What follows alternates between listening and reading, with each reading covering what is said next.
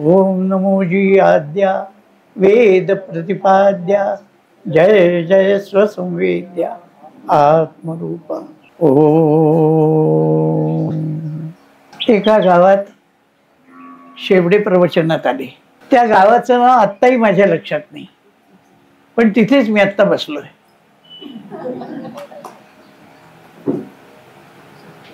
ज्या गावाची माहिती नाही, या गावाचं नाव धड माहीत नाही, या गावात की कुणी माणसं ओळखीची नाही, त्या गावात महाराजांनी मला आणून बसवलं की आज इथे बसून प्रवचन कर. म्हणजे मला महाराजांच्या लीलेचं जे वैशिष्ट्य आत्ता सूचनेत आलं काही माहितीमध्ये, की अमेरिकेत कधी प्रवचन आणि अमेरिकेत असं कधी ऐकलंय का तुम्ही? पण एक दिवस अचानक दुपारी माझ्या घरी पत्र येतं अमेरिकेतून आणि त्यात लिहिलेलं असतं, म्हणजे पत्र आलं 25 जूनला 1980 आणि 5 जुलै 80 या दिवशी मला तिथे असलेल्या जागतिक हिंदू परिषदेमध्ये भारताचा प्रतिनिधी म्हणून बोलावलंय. सगळं चमत्कारिक आहे. अमेरिकेत जागतिक हिंदू परिषद, जी कुठे काशीला व्हावी, द्वारकेला व्हावी, ती अमेरिकेत, आणि त्याच्यामध्ये भारताचा प्रतिनिधी, अख्ख्या भारताचा, शेवडे. हा कोण शेवडे? भारताचं प्रतिनिधित्व करणारा व मराठीत बोलणारा, मराठी माणूस आहे म्हणून महाराष्ट्राचा प्रतिनिधी, पण महाराष्ट्राचं नाही, भारताचा प्रतिनिधी. आणि मला आमंत्रण येतंय, परिषद आहे 8-10 दिवसावर, 5 जून 25 जून आणि 5 जुलै, किती दिवस आहेत? आणि ते पत्र आलं त्यावेळी मी घरात नव्हतो. माझा धाकटा भाऊ डोंबिवलीला राहतो, मी चेंबूरला राहतो. तो नेमका आलेला होता, त्या दिवशी जेवला होता आणि जरा पडला होता. तेवढ्यात ते पत्र आलं. त्यांनी पत्र बघितल्यावर तो एकदम चकित झाला आणि माझ्या बायकोला म्हणाला की आम्हाला जर बोलवायचं होतं तर काय 8 दिवस आधी बोलवायचं? अमेरिकेत जायचंय, पासपोर्ट लागतो, व्हिसा लागतो, तिकीट काढायला पैसे लागतात, सगळी योजना करावी लागते. अमेरिकेला जायचं म्हणजे काही इथून निपाणीला जाऊन यायचंय? सुचलं ना मला पटकन. तेव्हाच माणूस प्रवचनकार होतो, लक्षात ठेवा. हे सगळं सुचायला महाराज पाठीशी लागतात. आता इतकं झाल्यावर काय झालं असेल? तुमच्या डोक्यात अनेक चक्र सुरू झाली असेल, पण जाणं शक्य नाही ना. मग त्यावेळी आलं आमंत्रण, तेव्हा नाही जाता आलं, पण पुढच्या वेळी आलं तेव्हा जाता आलं. असलं काहीतरी मी बहुतेक बोलणार नाही. काय झालं, पत्र आलं याविषयी. भाऊ माझ्या बायकोला म्हणाला की या लोकांनी आधी नको होतं का 2-3 महिने तरी पत्र पाठवायला? मग आता आबा कसं जाणार? माझी बायको पण म्हणाली बरं झालं, नाही तर अमेरिकेला बोलवलं की धावत गेले असतील. आता तुम्ही बायका, तुम्हाला माहितीच आहे नवऱ्याची लीला बायकांना किती आवडतात. तेव्हा मी नेमका आलो, काय चाललंय काय? आमच्या बायकोनी हातात पत्र, हे बघा पत्र बघितलं. अरे म्हणजे छान आहे की अमेरिकेत मला आमंत्रण आहे. अहो परिषद 8 दिवसावर आहे, कसे जाणार तुम्ही? मी तिला म्हटलं हे बघ, तुला माहिती आहे ना, मला ओळखतेस ना? ती म्हणे म्हणजे काय? मग मी दैववादी आहे की नाही? मी प्रयत्नवाद वगैरे मानत नाही, मी दैववादी आहे. जे ईश्वराला घडवायचं असतं ते तो घडवत असतो. आज मला आमंत्रण आलंय आणि मला जर त्या दिवशी व्याख्यान होणार आहे, अशी जर देवाची इच्छा असेल तर कोण अडवणार आहे याला? अहो पण ती म्हणेली 8-10 दिवसात काय पासपोर्ट तरी मिळतो का? 2-2 महिने पासपोर्टला लागतात. म्हटलं तू म्हणतेस ते अगदी खरं आहे, या अडचणी आहेत, पण देवाची इच्छा असेल तर. मग बघा, मला म्हणाली तुमची स्टाईल. मग मी काय केलं, मी स्कूटर होती तेवढी मी वापरायचा, स्कूटर घेतली, पासपोर्ट ऑफिसमध्ये डायरेक्ट गेलो. किंवा पासपोर्ट मिळणारच नाही म्हणून घरी बसण्यापेक्षा मिळालाच नाही म्हणून घरी बसूया ना, हो की नाही? मग प्रयत्न केले पण नाही मिळाला. मी तिथे गेलो, पहिल्यांदा गेलो तिथे. आणि मग इकडे तिकडे पाट्या बघता बघता पासपोर्ट ऑफिसर कुडतरकर नाव बघितलं. पहिल्यांदा मराठी माणूस आहे बघितल्यावर बरं वाटलं, कुडतरकर. आणि ते बघितल्यावर दारात सरळ आत शिरलो. हो, ते साहेब आत बसलेले, पासपोर्ट ऑफिसचे सर्वात प्रमुख ऑफिसर ते तिथे बसलेले आहेत. आणि मी एखाद्या शिपायाला विचारलंय, मग त्यांनी आत नेले, साहेब अमुक माणूस आलाय. हे काही नाही, गेलो होतो एकदम आतमध्ये. मला डुईंग ओरडले माझ्या अंगावर. I am coming in. काय करतोयस म्हणजे आत येतोय. ते म्हणले what is this, you came directly inside. म्हटलं sir the work is so direct. Okay come on, what is that. मी त्यांना ते पत्र दाखवलं. अहो ते पत्र बघून तेच असे झाले, तुम्हाला अमेरिकेत बोलवलंय. वा, छान, चांगली गोष्ट आहे म्हणे. काय नाव तुमचं. म्हटलं मी सुरेश गजानन शेवडे. काय तुम्हाला म्हणजे तिथल्या लोकांनी बोलवावं असं तुमचं काय आहे. तर म्हटलं ते त्यांना काय पटलं आणि आवडलं मला माहीत नाही, पण माझं शिक्षण MA MEd पर्यंत झालेलं आहे. मी खालसा कॉलेजला प्रोफेसर होतो आणि काही वर्ष काही हायस्कूल्सना प्रिन्सिपल होतो. माझं शिक्षण भरपूर झालेलं आहे आणि माझी प्रवचनं आतापर्यंत 1,500 पर्यंत झालेली आहेत. बरं म्हणाले, तुम्ही कोणत्या भाषेत बोलता. म्हटलं मी इंग्लिश, मराठी, गुजराती आणि हिंदी 4 भाषातून बोलू शकतो. अरे वा म्हणाले, छान आहे. मग तुम्हाला त्यांनी बोलवलं हे योग्य आहे, पण मग ही काय वेळ आहे का. म्हटलं मी त्यासाठीच म्हटलं. तर म्हटलं हाऊ कॅन आय गो. मला म्हणाले व्हॉट इज द प्रॉब्लेम. म्हटलं sir you are the problem. आता इतकं सगळं इंग्लिश कळणारे लोक तुम्ही या खेडेगावात राहताय बघा, पण तुम्हाला सहज कळलं. काय अडचण आहे, तुम्ही यू आर द प्रॉब्लेम. मला म्हणाले मी कसं काय. म्हटलं sir can I get passport. Passport मिळू शकतो मला, I will give it tomorrow म्हणे. काय अद्भुत आहे. कोण आहे याच्या मागे. गजानन महाराज. अरे माझी भाषण ऐकायला ऑस्ट्रेलियातून अमेरिकेत लोक येत होते आणि तुम्ही इथल्या इथे आलेले ऐकत नाही. तो गमतच नाही. असू दे असू दे, मी बोलतो, कारण आपल्या लोकांना मीच जास्ती ओळखतो आणि त्यांना आपण काही नवीन ऐकतोय असं वाटतच नाही. हे सगळं आपल्याला माहितीच आहे जणू काही. मी नुसतं तुम्हाला या पार्श्वभूमीवर एक विषय पुढे बोलणार आहे, पण आत्ता एवढंच सांगतो काय झालं पुढे. पुढे असं झालं की यू आर द प्रॉब्लेम. म्हटल्यानंतर no, I will give it tomorrow. म्हटलं सर रिअली. ऑफकोर्स. उद्या पासपोर्ट देतो म्हणतोय हा माणूस. सर म्हटलं काय करायचं त्यासाठी. एक गोष्ट सांगतो म्हणाले. घंटी वाजवली, शिपाई आत आला, फॉर्म घेऊन ये म्हणाले, अर्जाचा फॉर्म पासपोर्टचा. त्याने आणून दिला. मला म्हणाले हा फॉर्म घ्या, हा तुम्ही रात्री घरी बसून लिहा. राहता कुठे. म्हटलं चेंबूरला. म्हणजे आता तुम्ही दादरवरून जाणार. म्हटलं हो. एखाद्या स्टुडिओत जा, त्यांना सांगा की माझा पासपोर्ट साईज फोटो काढायचा आहे आणि 10 फोटो मला हवे, आणि त्यांना सांगा की मला उद्या सकाळी पाहिजे. देतील म्हणे. म्हटलं नक्की. मी फोन करतो म्हणे त्याला. माझे फोटो देण्याकरता फोटोग्राफरला हे फोन करणार होते. ठीक आहे म्हटलं सर येतो. मग म्हणाले दादरला व्हिनस स्टुडिओ म्हणून आहे, एक पुस्तकांचं दुकान आहे प्रसिद्ध, त्याच्या शेजारीच आहे दादरला, स्टेशनपासून जवळ आहे. म्हटलं ठीक आहे, त्यांच्याकडे जा म्हणे उद्या, आणि हे आधी जाता जाता देऊन जा. म्हटलं बरं. आता तुम्ही असं करा, फोटो काढायला सांगा, मग घरी जा, रात्री शांतपणे बसून हा फॉर्म भरा, आणि रात्री 9 नंतर BARC कॉलनी चेंबूरमध्ये जी आहे तिथे रामानुजम नावाचे गृहस्थ राहतात.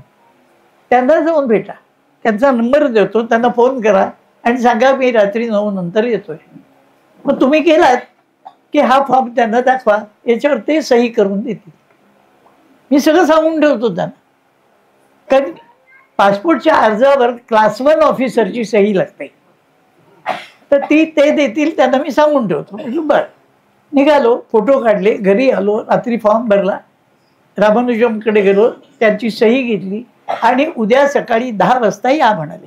दुसऱ्या दिवशी सकाळी 10 वाजता ऑफिसमध्ये गेलो, तो फॉर्म भरलेला, ते फोटो येताना घेऊन आलो, सगळं बघितलं. आता म्हणाले एक काम करा, 3 वाजता पासपोर्ट घ्यायला या. मी सांगतोय एक अक्षरही खोटं नाही. आणि माझा सिद्धांत हा आहे स्वतःचा, की या आकाशमंडळामध्ये तुम्ही जो शब्द बोलता तो आकाशामध्ये रेकॉर्ड होतो. आणि थोड्याच दिवसात तुम्हाला अशी अंतरं आलेली दिसतील की तुम्हाला कोणत्याही दिवशी, कोणत्याही तारखेला, कोणत्याही घरात, कोणत्याही माणसाने काय बोललं ते तुम्हाला रेकॉर्ड करता येईल. मोबाईल फोन येईल असं कधी वाटलं होतं का तुम्हाला? आज तुम्ही खिशात घेऊन फिरताय मोबाईल, आणि कुणाशी तिथे नंबर लावून कुठूनही बोलताय. ही कल्पना होती का?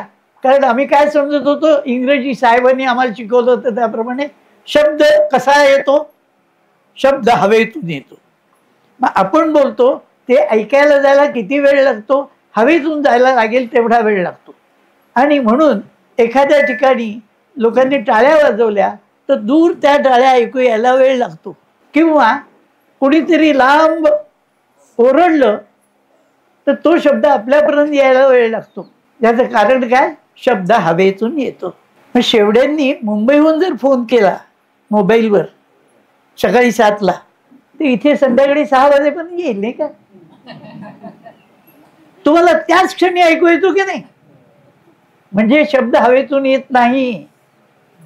ही खोटी शिकवण आहे. कारण विज्ञान हेच मुळामध्ये खोटं, अर्धवट. विज्ञान पूर्ण व्हायला वेळ लागतो आणि ज्ञान परिपूर्ण आहे. ते हिंदू धर्माजवळ जगात कोणाकडेही नाही. कारण हिंदू धर्मशास्त्राचा लेखक कोण आहे माहिती का तुम्हाला? तुम्ही सगळे हिंदू आहात, पण मी कितीतरी गोष्टी तुम्हाला नवी सांगणार आहे आजच्या एका प्रवचनात. हिंदू धर्मशास्त्र कोणत्या ग्रंथात आहे? डोकी चालवून बघा, कोणाला काही सुचलं तर सांगा. तुम्ही ज्याला धर्मशास्त्र म्हणता, मग तुम्ही काय उत्तर द्याल ते माहिती का? मला माहिती आहेत सगळी उत्तरं, तर मी तुम्हाला सगळ्यांना कोळून पेलेलो आहे. कुणी सांगेल मनुस्मृती, कुणी सांगेल उपनिषद, कुणी म्हणेल स्मृती ग्रंथ, कुणी म्हणेल 18 पुराण. हे सगळं खोटं आहे. हे सगळे धर्मशास्त्राचे ग्रंथ आहेत, पण मुख्य धर्मशास्त्र जे आहे ते कोणीही लिहिलेलं नाही. त्याचा लेखक कोणी माणूस नाही. मग ते येतं कुठून? कुणी निर्माण केलं? स्वतः ते निर्माण झालंय. आणि ते कशाबरोबर निर्माण झालं? विश्वाच्या बरोबर निर्माण झालं. तुम्ही म्हणाल एखादी गोष्ट एक दुसऱ्या वस्तूच्या बरोबर कशी निर्माण होते? तुम्हाला सगळं सांगणार आहे एका प्रवचनात. बघा, तुम्हाला सांगतो मी, एकाच वेळेला एखादी गोष्ट आणि दुसरी एखादी गोष्ट कशी निर्माण होऊ शकते. आपल्याकडे एक जगातल्या लोकांना अलौकिक अजूनही वाटतो आणि कळत नाही काही त्याच्याबद्दल. तो ग्रंथ म्हणजे वेद. आणि वेद हा कोण आहे किंवा वेदाचा लेखक कोण आहे? वेदाचं पुस्तक बाजारातून आणा, त्याच्यावर लेखकाचं नाव पत्ता आहे का? वेदो नारायण साक्षात. वेदातच म्हटलंय की वेद हा साक्षात नारायण आहे. त्याला कोणी लिहिलं नाहीये. प्रत्यक्ष नारायण ग्रंथ रूपाने प्रकट झालेला आहे. त्यामुळे वेद हे ग्रंथ नाही आहेत, ईश्वरच आहे. ईश्वराच्या मनात जे आहे ते त्यानं सृष्टीच्या निर्मितीबरोबर केलं, पण ते लोकांना कळण्याकरता एक ग्रंथ लिहिला. त्या ग्रंथाचं नाव वेद. तो लिहिला नाही, मग तो त्यानंच वेद रूप धारण करून प्रकाशित झाला. आणि मग तो बाहेर कसा आला? कुठे लिहिला गेला? मग विश्व ज्यावेळी विधात्याने निर्माण केलं त्यावेळी काय काय गोष्टी निर्माण, मी काय काय सांगू, 4 महिन्यात बोलता येणार नाही इतका विषय बोलतो मी. तुम्हाला वेळ आहे ना? 4 महिने नाही बोलणार मी, काळजी नको, कारण तोपर्यंत अनेकांना 1 नंबर 2 नंबरची काय द्यायची. पण मुद्दा लक्षात घ्या, भगवान स्वतः वेद बनले. आणि कसं जग उत्पन्न झालं 3 ओव्यामध्ये ज्ञानेश्वरांनी सांगितलंय. इथे ज्ञानेश्वरी अनेकदा वाचलेले, अनेकदा बोललेले लोक असतील, पण त्यांनाही या 3 ओव्यांचा अर्थ कळलेला नाही. 3 ओव्या आहेत ज्ञानेश्वरी 16व्या अध्यायात. विश्व हा अनादि ठावो. अर्थ कळला? विश्व हा ठाव. ठाव म्हणजे काय? ठिकाण. आपण म्हणतो त्याचं काही ठाव ठिकाणा लागला नाही. ठाव म्हणजे ठिकाण. मग विश्व हे जे ठिकाण आहे हे कधी उत्पन्न झालं? विश्व हा अनादि. हे अनादि आहे. अनादि म्हणजे ज्याचा आदि नाही. 5000 वर्षापूर्वी मनुष्य जन्माला आला, हे साहेबांचं बोलणं आहे. साहेब 5000 वर्षापूर्वी झाला, कारण तो माकडापासून झालाय. आम्ही माणसापासून माणसं झालोय. आम्हाला शाळेमध्ये शिकवलेलं आहे की प्राण्यांची उत्क्रांती होत गेली, त्यात माकडापासून माणूस झाला. तो साहेब, आम्ही नाही. तो दिसतो की त्याच्यासारखा? दिसतो की नाही? आम्ही दिसतो. आमच्याकडे धर्मराज जसा दिसत होता, आमच्याकडे युधिष्ठिर जसा दिसत होता, आमच्याकडे भगवान प्रभू रामचंद्र जसे दिसत होते, आमच्याकडे युधिष्ठिर जसा दिसत होता, आमच्याकडे वसिष्ठ मुनी जसे दिसत होते, तसे आम्ही दिसतोय. किंबहुना मी स्वतः वसिष्ठ मुनींच्या वंशातला 25-25 हजारावा वंशज आहे. कशावरून? मी बोलल्याबरोबर तुमच्यातले अनेक म्हणतील आम्हाला पण माहिती, आम्हाला पण माहिती. काय माहिती? माहिती तुमचं गोत्र माहिती. आणि गोत्र म्हणजे त्यांच्या वंशात तुम्ही. माझं गोत्र वसिष्ठ आहे, म्हणजे वसिष्ठ मुनींच्या वंशात 10-20 हजार वंशज झाले असतील, पण त्यानंतर मी झालोय. म्हणजे आणि मग वसिष्ठ काय माकडासारखे असतील? डोकं तरी वापरावं की नाही आपण? म्हणून मुद्दा लक्षात घ्या. असो, मुद्दा त्यातला लक्षात घ्या की आमचा इतिहास किती प्राचीन आहे. तुम्हाला फक्त रामाचा काळ माहितीये का? एक रामाचा मी सांगतोय, रामाचा काळ माहितीये तुम्हाला? 12 लाख वर्ष होऊन गेली रामाला, आणि तरी राम आमच्याच सारखा होता. हात पाय नाक डोळे असेच होते त्याला. तो काही 27 फूट उंच नव्हता, त्याचे खांदे काही 12 फूट नव्हते. माणसासारखा माणूस होता. आम्ही सगळे सारखेच आहोत. आता काही पिढ्यांमध्ये 4-8 इंचाचा फरक पुढे मागे होतो. यापेक्षा मोठा फरक काहीही नाही. दिवस रात्र होती तेवढीच होतीये. कधी पूर्वी 10 तासाचा दिवस होता आणि 9 तासाची रात्र होती, काही नाही. जेवढे होता आहेत तसंच होतं. लक्षात ठेवा, पक्क लक्षात ठेवा. आपण हिंदू लोक जे आहोत ते ज्ञान शिकणारे आहोत, विज्ञान शिकणारे नाही. ज्ञान हे परिपूर्ण आहे, विज्ञान हे अर्धवट आहे. जे अर्धवट आहे ते विज्ञान अभ्यासतात. तुम्ही म्हणाले काहीतरी काहीतरी नाही, विज्ञान अर्धवटच आहे, अजून पक्क काहीच नाही.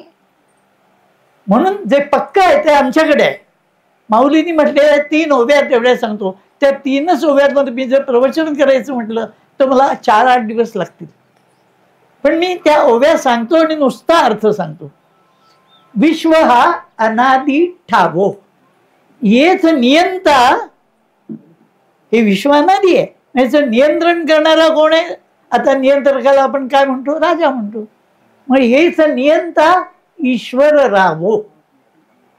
ईश्वर राव म्हणजे राजा. ईश्वर हा राजा आहे, हा या विश्वाचं नियंत्रण करतो.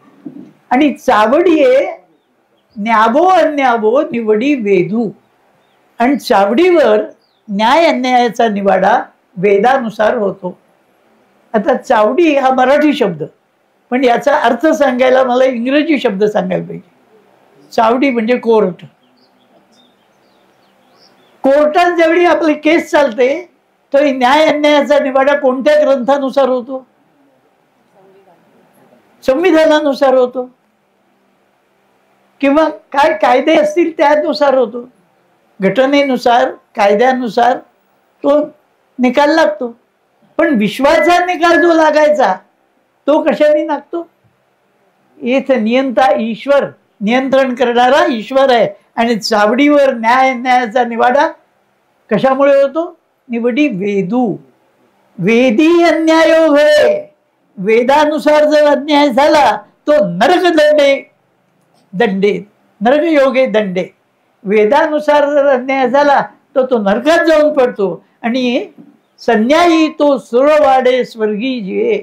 आणि वेदानुसार जो न्यायानं वागणारा असतो तो स्वर्गामध्ये देवांच्या वाड्यात देवांच्या बरोबर जगतो. आता आपल्याला हेच शिक्षण आहे की नाही? फार ज्ञान आपल्याजवळ नाही, पण सामान्य माणसं आपल्याला माहिती आहे पुण्य करशील तर स्वर्गात जाशील, पाप करशील तर नरकात जाशील. पुण्य पाप म्हणजे काय तुम्हाला अगदी थोडक्यात सांगू.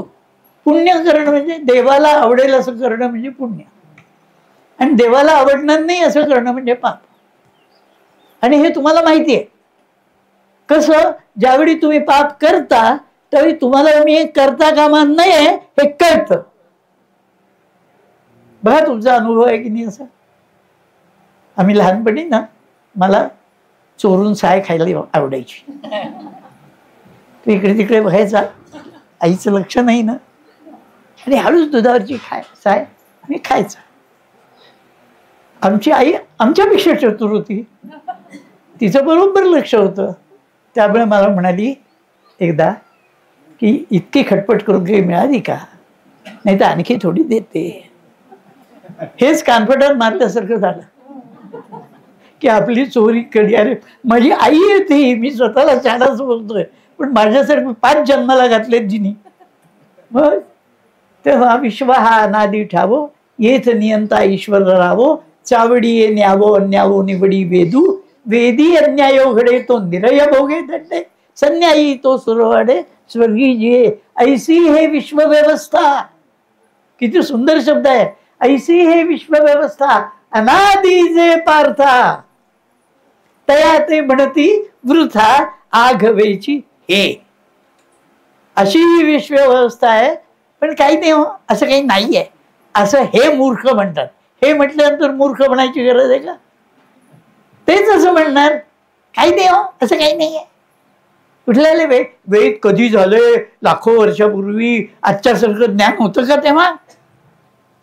अरे तेव्हा काय ज्ञान होतं हे तुला का माहिती आहे? कारण ज्ञान हा शब्दच तुला अजून माहित नाहीये.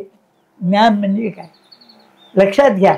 ऐशी हे विश्व व्यवस्था, हे विश्व कसं चालावं, आम्ही कसं जगावं. मला सांगा, लाकडाचा तुकडा पाण्यात टाकला, काही काही लोकांच्या घरी तो तरंगतो आणि काही काही लोकांच्या घरी तो जळतो. असं होतं का? लाकडाचा तुकडा पाण्यावर पडला, तुमच्या घरी काय होतं?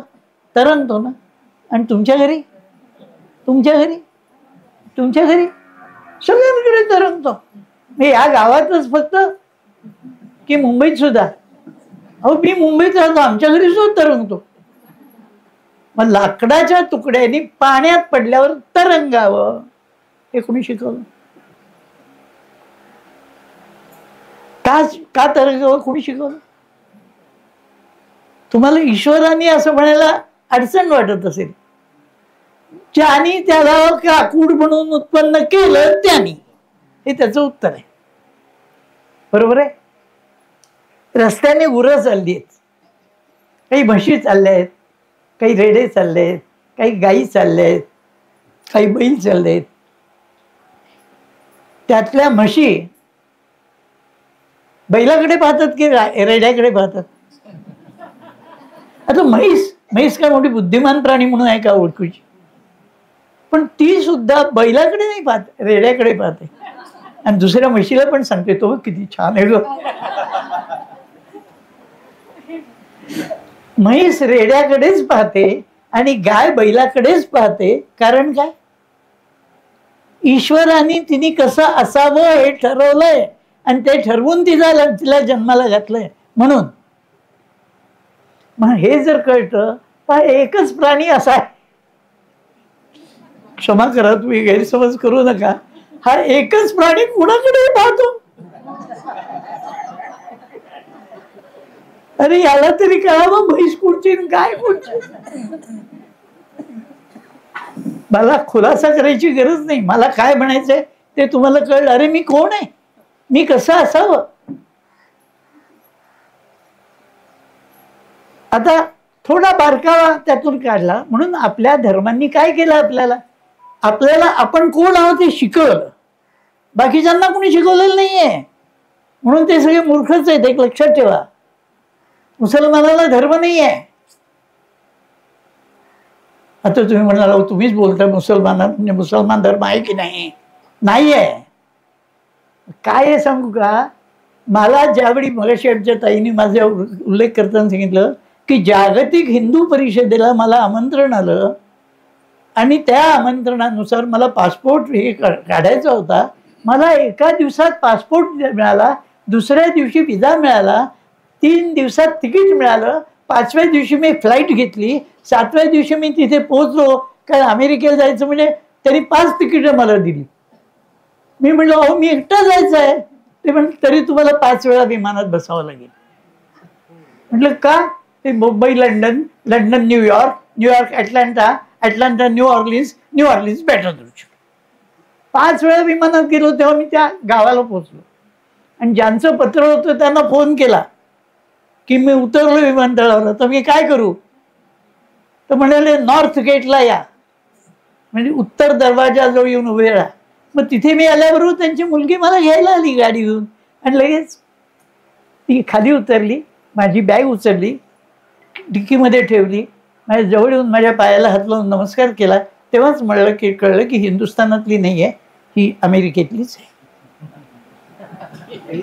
आमच्याकडच्या पुरीने काही एवढं खाली वाकून विकून नमस्कार नसता केला. तर आणि मी तिथे आलो. आता त्या परिषदेला दुसऱ्या दिवशी परिषद होती, मी पोचलो त्याच्या दुसऱ्या दिवशी. आणि त्या परिषदेत व्याख्यान करताना मी काय बोललो बघा. माझा नंबर 9वा का 10वा लागला आणि मी एकटाच धोतर अंगरखा टोपी घातलेला होता. आज माझा जो पोशाख आहे ना, हा धोतर अंगरखा टोपी, हा मी मॅट्रिक होऊन कॉलेजला फर्स्ट इयरला प्रवेश घेतला त्यावेळेपासूनचा पोशाख आहे. माझं सबंध MA पर्यंत युनिव्हर्सिटी शिक्षण मी धोतर सदरा टोपी घालूनच केलं. आणि सबंध युनिव्हर्सिटीत बडोद्याच्या मी एकमेव धोतर नेसणारा विद्यार्थी होतो त्या काळात सुद्धा. आणि सगळ्यांना आश्चर्य वाटायचं की अरे तू धोतर का नेसतोस? काहीतरी म्हटलं नेसायला पाहिजे ना, माझी स्टाईल आहे. विनोदाने उत्तर द्यायचं, अरे तसं नाही पण धोतर. एक आमचे मित्र म्हणाले हा तर चमत्कारच आहे, इतकी सगळी मुलं पॅन्ट घालून नेसून येतात आणि तू धोतर. तर त्याला म्हणले चमत्कार शब्दाचा अर्थ तुला कळत नाही. तो म्हणाला म्हणजे काय? तुझा बाप काय नेसतो? म्हटलं धोतर. त्यांचे बाप काय नेसत होते? धोतर. धोतरवाल्यांचा मुलगा असून तू पॅन्ट नेसतो, हा चमत्कार आहे की धोतरवाल्यांचा मुलगा मी धोतर नेसतो हा चमत्कार आहे? मग झालं थोडं वाकडं. अरे मी हिंदू आहे, मी ब्राह्मण आहे, मी कसं असावं हे शास्त्रांनी आम्हाला काही शिकवलंय. आणि आम्ही का साहेबासारखं वागावं? आम्ही कोण आहोत आणि आम्ही कसं वागलं पाहिजे? माझी मुंज झाल्यापासून मी संध्या चुकलो नाही. नित्य माझी संध्या, नित्य जप जो काही असेल ते सगळं करणं झालं. मी कोशारे अनेक जन्माच्या पुण्याईनी आज मला माणसाचा आणि त्यात ब्राह्मणाचा जन्म, त्यात महाराष्ट्रासारख्या ठिकाणी आणि त्यात साधू संतांचं दर्शन मला झालं. गजानन महाराजांनी प्रत्यक्ष मला 2दा दर्शन दिलं. महाराजांनी मला खेचून घेतलंय आपल्याकडे. आणि बाबांनी अशीच एकाच सिटिंग मध्ये बाबांनी झाली. जय जय. मी तिथे दत्त बाबांनी म्हणत होतो, जय योगीश्वर दत्त दया तुझे एक जगमा प्रतिपाळ अत्यनसूया करी निमित्त प्रगट्यो जग कारण निश्चित ब्रह्मा हरिहरनो अवतार शरणागत नो तारण. ही गुजरातीमध्ये असलेली रंगवदूत महाराजांनी केलेली मी कित्येक वर्ष म्हणतोय. पण ही म्हणता महाराजांचीच कृपा की माझ्या तोंडात पुढे यायला लागलं की जय जय सद्गुरु गजानना रक्षक तूचे भक्तजना निर्गुण तू परमात्मा तू सगुण रूपात गजानन. आणि एकाच सिटिंग मध्ये ही बाबांना कडवी तयार झाली. मला सांगितलं येतोय जी महाराजांची इच्छा असते तसं हे होत आहे. आज महाराजांची कृपा झाली, साधू संतांची कृपा झाली, नाना महाराज तराणेकरांची कृपा झाली, अनेक संतांच्या गाठीभेटी झाल्या. रंगवदूत महाराजांना सुद्धा मी बघितलेलं आहे आणि त्यांच्या पायावर मी डोकं ठेवलेलं आहे. अनेक संतांचं दर्शन मला झालंय. तर सांगायचं हेतू असा की हे विश्व जे निर्माण आहे ते माऊलींनी सांगितल्याप्रमाणे विश्वाच्या निर्मिती ज्यानं केली त्यांनी त्या निर्मिती बरोबर ते कसं असावं हे ठरवलं. लाकूड कसं असावं, लोखंड कसं असावं, माणूस कसा असावा, डुक्कर कसा असावा, गाढव कसा असावा, कुणी ठरवलं? ज्यांनी त्याला तो म्हणून निर्माण केला त्यांनी. मग तसंच आम्ही कोण आहोत? आम्हाला ईश्वराने माणूस म्हणून. हा माणसाच्या जन्माचा विशेष काय आहे? हा एकच जन्म असा आहे की ज्याला देव म्हणजे काय कळतं. कुठल्याही प्राण्याला देव म्हणजे काय कळत नाही, पण तुम्हाला कळतं, कळू शकतं. सगळ्यांनाच कळतं असं नाही. काही काही लोकांना तर उलटच काहीतरी कळतं. एकाला एक विचारलं, म्हटलं तू तू कोणाला देव म्हणतोस? म्हणा माझ्या बायकोला. म्हटलं शाबास, तुझ्यासारखं फक्त विश्वात कुणी निर्माण झालं नसेल. काय रे बाबा, आहेत अशी माणसं आहेत जगामध्ये. पण ईश्वराने विश्व निर्माण करता विश्वातल्या वस्तू, लाकुडी तर वस्तू आहे, लोखंड लोहचुंबकाकडेच आकृष्ट होतं. एवढं मोठं सोनं किमती आहे, पण लोहचुंबक त्याला आकृष्ट नाही करू शकत. ऐशी हे विश्वव्यवस्था अनादी जय पार्थ. हे जर आम्हाला कळलं तर आम्ही आमचं कल्याण कसं करावं हे सांगणारं साधन आमच्याकडे आहे की नाही? ते जगात कुणाकडे नाही आहे. आणि म्हणून ज्यावेळी मी त्या परिषदेतल्या व्याख्यानाला गेलो, तुम्हाला वाटलं बहुतेक विसरले आता. त्या विमानतळावरून घरी गेले. दुसऱ्या दिवशी परिषद होती. परिषदेत मी गेलो, माझा 10वा-11वा नंबर लागला. त्याच्या आधी 2-3 संन्यासी होते, ते भगवे कपडे घातलेले होते. बाकी सगळे हिंदू संमेलनाला आलेले असून सुटा बुटा टाय बी लावून असे सगळे आले होते. आणि एक माझ्यासारखा बावळट माणूस, धोतर अंगरखा टोपी घातलेला, खांद्यावर एक शाल टाकलेला असा, आणि असा मी तिथे आलो. सगळे लोक माझ्याकडे पाहायला लागले. काय केलं, गालात हसायला लागले. की काय काय ध्यान आहे असं वाटलं असेल त्यांना. आणि मग मला तिथलं जे स्वयंसेवकात प्रमुख होते त्यांनी मला दुसऱ्या ओळीमध्ये एक जागा दाखवली. ते बस, मी जाऊन बसलो. मला हे सगळं अपेक्षित होतं, कारण अमेरिकेत आलो म्हणजे आपण कुणीतरी शहाणे झालो, हा भ्रम तिथल्या मूर्ख लोकांचा असतो. हे लक्षात ठेवा. तुम्ही तिथे काय फार अक्कल लागते असं नाही की थोडासा मूर्खपणा केला तरी जाऊ शकता. सांगेन कोणाला प्रयोग करायचा असेल तर. आणि मी तर जाऊन पोहोचलोय, आज त्या परिषदेत गेलोय. आणि मग 7-8 लोकांची भाषणं झाली. प्रत्येक जण आपल्या हिंदुत्वाविषयी बोलत होता, हिंदू धर्माविषयी बोलत होता. पण इतके धर्म आहेत, पण सगळ्या धर्मात आमचा धर्म श्रेष्ठ आहे वगैरे वगैरे काही लोक बोलले. काही लोक म्हणतात की आमचा फार जुना धर्म असल्यामुळे आमच्याकडे काही काही जुन्या गोष्टी आहेत, आता काळानुसार आम्ही बदललो पाहिजे, आणि त्याप्रमाणे आपण बदलतो. शेवड्यांचा नंबर आला. सुरेश गजानन शेवडे, जा मी ते हजर झालो. हात जोडले, लोकांसमोर नमस्कार केला. आणि लेडीज अँड, आता इंग्लिशमध्येच बोलायचे तिथे, ladies and gentlemen, I am mister Shewade, I come from India. I have come here to speak in front of you about Hindu Dharma. And let me tell you that Hindu is only Dharma and all others are religions. तुम्हाला लक्षात आलं ना? हिंदू हा एकमेव धर्म आहे आणि बाकीचे रिलिजन आहेत. तुम्ही काय म्हणाल माहिती आहे? आता म्हणाल इंग्लिशमध्ये रिलिजन म्हणतात, मराठीत धर्म म्हणतात. तसं नाही आहे. There is no other word for dharma in English, because the English language doesn't have the meaning of dharma. English भाषेला धर्म शब्दाचा अर्थच माहीत नाही, म्हणून ते त्याला रिलिजन म्हणतात. बट मेन डिफरन्स म्हणजे मुख्य फरक काय आहे? Main difference is that dharma is created by God and religion is created by man. You all people in front of me are sitting, you are all Hindus. Let me tell you who has created Islam. Who has created Islam? सगळ्यांनी हात वर केले आणि मग म्हणाले मोहम्मद पैगंबर. Yes, you are right. Now I ask you, who has created Christianity? Sir, Jesus Christ. Correct. And you are all Hindus. Tell me, who has created your Hindu dharma?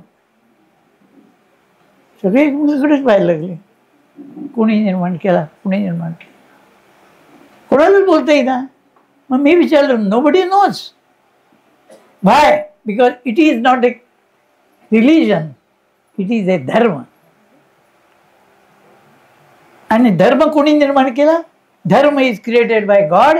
Because everything, every animal, every creature, every man has got dharma and that is created by God at the time of their own creations. या प्राण्यांना त्यांचा धर्म ईश्वराने त्यांच्या निर्मिती बरोबर दिला आणि त्याप्रमाणे त्यांना जन्मभर वाकावं लागतं. आणि कितीही त्याप्रमाणे वागले तरी ते पुढे पुढे जातात, पण त्यांना मोक्ष मिळू शकत नाही. मोक्ष मिळू शकतो असा एकच प्राणी आहे, तो म्हणजे माणूस प्राणी. त्याला पाप म्हणजे काय कळतं आणि पुण्य म्हणजे काय कळतं. जनावरांना पाप आणि पुण्य म्हणजे काय कळतच नाही. वेळ येईल त्यावेळी ते सुचेल ते करतात. हे पाप आहे की पुण्य आहे याचा विचार त्यांना करता येत नाही.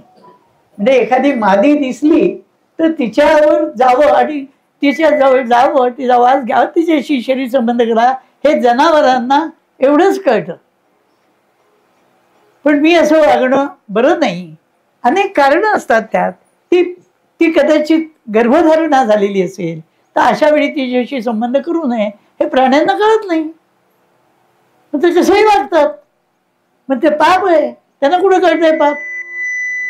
पण एक लक्षात घ्या, जनावर पाप आणि पुण्य दोन्ही करतात. जे त्यांना सुचतं ते करतात. त्यामुळे ते खरे बुद्धिवादी असतात. आपल्याकडे काही माणसांना आम्ही बुद्धिवादी आहोत, आमच्या बुद्धीला जे पटतं ते आम्ही करतो, तेव्हा आम्ही त्यांना म्हणतो आपण महाग आढळ आहात, आपल्याला मी नमस्कार करतो, कारण माझ्या बुद्धीला हे सुचलं तुम्हाला. बुद्धीला कळतं ते खरं नसतं. बुद्धीला फार मर्यादा आहेत.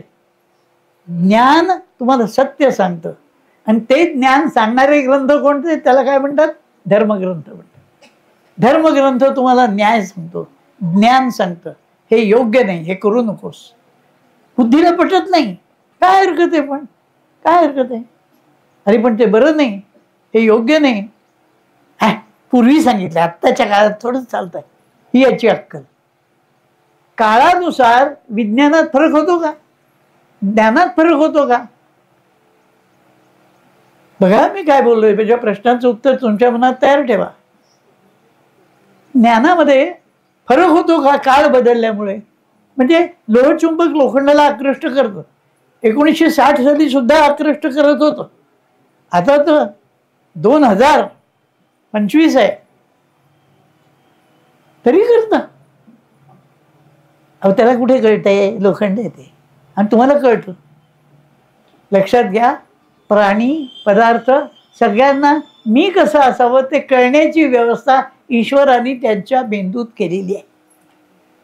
मनुष्याच्या बाबतीत देवानी त्याला अक्कल दिली आहे आणि मला अक्कल आहे याची अक्कल दिली आहे आणि मी शहाणा आहे, मला जे वाटतं ते खरं. बरं मी प्राण्यांपेक्षा सुधारलेलं आहे, प्राणी मागासलेले आहेत, आम्ही मनुष्य प्राणी सुधारलेले आहोत, या सगळ्या आमच्या कल्पना, आणि म्हणून आम्ही वागतो ते योग्य असं आम्हाला वाटतं. मग जर असं असतं तर पाप पुण्यामुळे पुढचे जन्म खालचे खालचे घ्यायची पाळी येते, ही फक्त प्रामुख्याने माणसांना येते, जनावरांना नाही. कारण जनावरांना त्यांच्या मनुष्य जन्मात त्यांनी जे कर्म केली होती त्याची फळं म्हणून 50 जन्म खाली जावं लागतं. कळलं का. गाढवाने केलेलं पापामुळे तो खालच्या जन्माला जात नाही, तो मागच्या मनुष्य जन्मात केलेल्या पापामुळे जे अनेक जन्म घेत आला त्यात गाढवाचा जन्म झाल्यानंतर त्याला डुकराचा यायचा होता, तो आता घेतोय. त्याच्यानंतर मांजराचा येतो, तो आता घेतोय. असे घेत घेत तो केव्हा तरी पुन्हा देव त्याला सगळी पाप पुण्याचे हे सगळं बरंच संपलं की अजूनही भोगतव्य आहे ते मनुष्य जन्मात देव त्याला भोगायला लावतो. आणि हा जन्म असा आहे की यात पुन्हा तुम्ही पाप पुण्य करू शकता, पण करू शकता म्हणजे नाही करू शकत, हे पण आहे की नाही. पाप करायची वेळ आली आहे, अगदी संधी अशी आली आहे की या ठिकाणी पाप करायचीच बुद्धी होईल, आणि तरी तुमची बुद्धी तुम्हाला सांगते नको, पाप करू नकोस, हा तुझा मनुष्य जन्म आहे, या ते पाप केलं तर जाशील नरकात. आता तुला ह्या जन्मातच मोक्ष प्राप्तीची संधी आहे.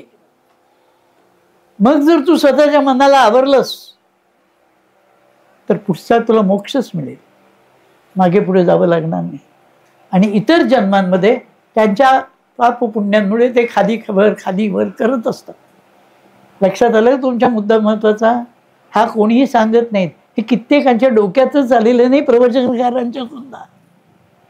त्यामुळे एका प्रवचनकारांना विचारलं की समजा एखाद्या डुकराने काही पाप केलं तर त्याला कोणता जन्म येतो.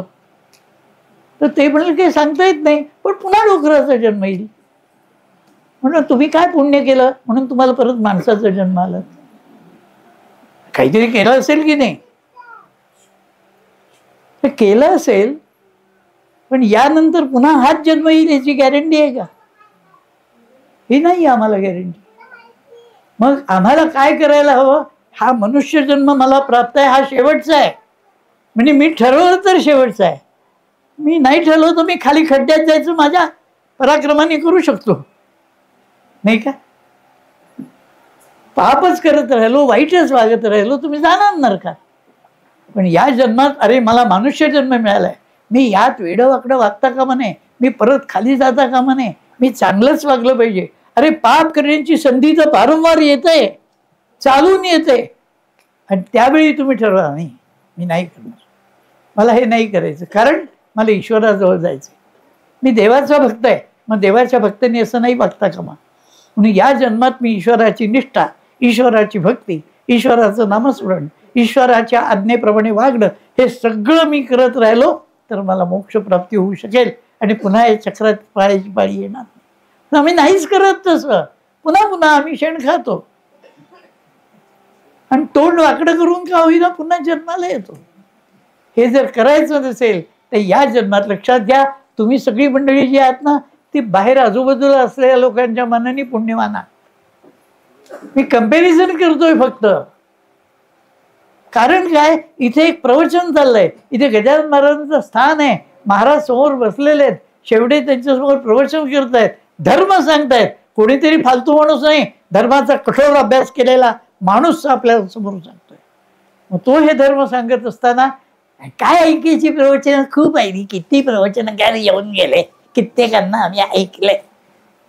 छान, चांगलं केलं, तुमची स्वतःची व्यवस्था करून ठेवली तुम्ही पुढच्या जन्मांची. अरे हा जन्म तुम्हाला मुक्तिप्राप्तीचा साधन आहे आणि याचा उपयोग करून निदान करता करता थोडं बहुत चुकलं तर थोडं बहुत मागे जाऊ, जरासा कमी दर्जाचा मनुष्य जन्म येईल, पण पुन्हा तुम्हाला येईल, पुन्हा तुम्हाला संधी मिळेल ना. म्हणून ज्यावेळी मी तिथे बोललो की I come here to speak on Hindu dharma, Hindu is dharma and that is created by God.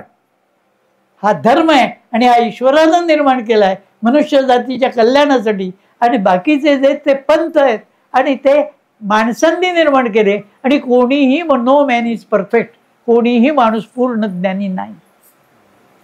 म्हणून वेदाचे कोणी लेखक नाही. ऋषय हा मंत्र करता राहा, न तू मंत्र करता राहा, मंत्र द्रष्टा राहा. ऋषी हे मंत्रांचे द्रष्टे आहेत, मंत्रांचे करते नाही. ऋषींच्या तोंडून मंत्र निघाले, हे म्हणतात, हे म्हणायला लागले, ते त्यांच्या तोंडून निघाले वेद, पण ते त्यांनी केलेले नाहीत. हे लक्षात घ्या.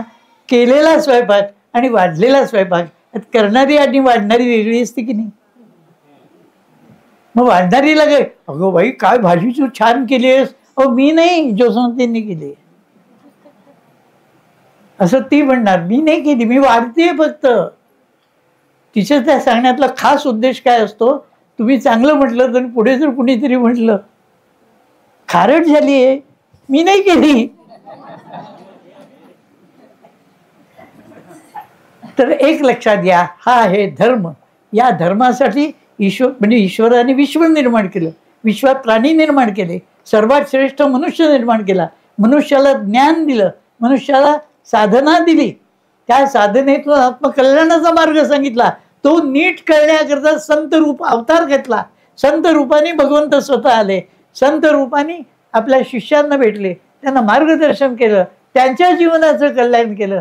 आणि त्या ऐकणाऱ्या अशा बोलणाऱ्या संतांच्या सहवासात शेवड्यांसारख्यांना धाडलं आणि त्याला त्या ठिकाणी ज्ञान मिळालं. आणि ते ज्ञान त्यांनी अगदी खेड्यापाड्यामध्ये येऊन सुद्धा सांगायचं काम केलेलं आहे. हे केल्यानंतरही काही माणसं जमणारी, अहो शेवड्यांना काय कळतंय, तर आपण त्यांना म्हणून आपल्याला सगळं कळतंय हे यावरून कळलं. कारण कुणाला काय कळतंय सगळं तुम्हाला कळतं. म्हणून लक्षात घ्यायचं आपल्याला की आम्ही फार पुण्यवान आहोत. उशिराच्या वयात का होईना पण आपल्याला संतांची गाठ पडते. गजानन महाराजांचं वाचन करावं असं वाटतं.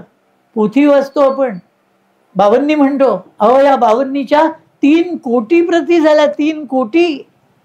आणि ज्या ज्या गावात मी जातो बावन्नीचा उल्लेख केलो, अनेक भगिनी म्हणतात आम्ही रोज म्हणतो, काका आम्ही रोज म्हणतो. ही महाराजांची लीला आहे. मग मला सांगा, तुम्ही नुसती बावन्नी रोज बरं, ती इतकी लवकर तोंडपाठ होते की तुम्ही आमटीला फोडणी देताना सुद्धा जय जय सद्गुरु गजानना म्हणायला लागलात, तर ती फोडणीवर आमटी गरम होऊन खाली उतरवायच्या ती म्हटली सुद्धा जाते. मग हे कठीण आहे का? पण एवढ्या करण्याने सुद्धा देवाची कृपा होते, नामस्मरण होतं आपल्या हातून. एक लक्षात या मानव जन्मात मला ईश्वराची कृपा मिळवायची आहे. कोणातरी एखाद्या माणसाचं प्रेम प्राप्त करण्याकरता आम्ही जीवापाड मेहनत करतो. त्या परमेश्वराचं प्रेम मिळालं तर काय होईल? हे पुनरपि जननम पुनरपि मरणम पुनरपि जननी जठरे शयनम इह संसारे भवदुस्तारे कृपया वारे पायी मुरारे भज गोविंदम गोविंदम भज मूढमते प्राप्ते सन्निहते मरणे नाही नाही रक्षती डुक्रिय करणे. डूक रू करणे म्हणण्याने काही होणार नाही. काय म्हणण्याने होईल? राम राम म्हणण्याने होईल. म्हणून भगवंताचं नाम घ्यावं, जमेल तेवढा धर्म करावा. सदाचार हा तर पाया आहे त्याचा. तुम्ही किती दान धर्म केलात, पण वागणूक तुमची जर वाईट असेल तर देव तुमचं कल्याण करायला बांधलेला नाही. म्हणून मला हे आपल्याला सांगायचं. आज योग चांगला आला, मी तुमच्यापर्यंत आलो, बरंच काही बोललो. मला माहीत नाही किती बायका घरी सांगून आले असतील. 10 साडे 10 येते. कोण शेवडेत कोण असतं, किती बरं आवडलं तर थांबेल ना ते. पण कित्येकांना आवडलं नाही असं वाटलं तरी उठता आलं नाही, आणि कित्येकांना उठावंसं वाटलं तरी ऐकतच राहावंसं वाटलं. आणि हे जर तुमच्यात झालं असेल तर तुम्ही पुण्य घेऊन आला तसं समजा. आणि हे ऐकत राहावंसं नकोसं वाटलं असेल तर समजा तुम्हाला अजून 10-20 जन्म आहेत. थोडके नाही, 10-20 नको आहेत ना. मग लक्ष देऊन ऐकावं, चित्त देऊन समजावं, जीवनात आचरावं. आणि तुम्ही किती भाग्यवान आहात. अरे मला आजच गेलो होतो आपण, काल संध्याकाळी गजानन महाराजांचं मंदिर आम्ही बघितलं. कुठे? आदमापूरला. काय ते शिंदे, काय त्यांचं आडनाव? शेंडे. अहो तो किती साधा माणूस बिचारा. पत्र्याचं असं मंदिर शेड करून मंदिर बांधलेलं आहे. आणि ते मंदिर बघून मी इतका चकित झालो. तर काय रे, किती माणूस हा साधा, किती साधं मंदिर बांधलंय. त्यात मी ते बघितल्यावर मला वाटलं निदान पत्र्याच्या की कौलं तरी यावीत. त्यांना म्हटलं तुम्हाला 25,000 रुपये मी देईन, काहीतरी करा इथे. आणखी ही त्यांनी बुद्धी दिली. आम्ही काही द्यायला आलोय का? मी घराबाहेर कमवायलाच पडतो. तरी तुमच्यासारख्या भक्तांकडून महाराज तुम्हाला सांगू का, तुम्ही कोणाला सांगू नका, पण महाराजांनी मला इतकं दिलं की पण ते अपेक्षाच केली नव्हती. ज्या अमेरिकेत बोलवलं गेलं आणि मी गेलो, ते माझं व्याख्यान एवढं जबरदस्त झालं की 68 व्याख्यानं देऊन त्यावेळेला मी 4 महिने राहून परत आलो. आणि पुढच्या वर्षीचं आमंत्रण, मग त्या वर्षी बायकोला घेऊन गेलो. काय झालं मागे बघ, पुढे सर का त्या म्हणत असतील आता उठायची वेळ झाली काय पुढे सरकायचं. मी काय असं बऱ्या बोलून तुम्हाला उठू देणार नाही.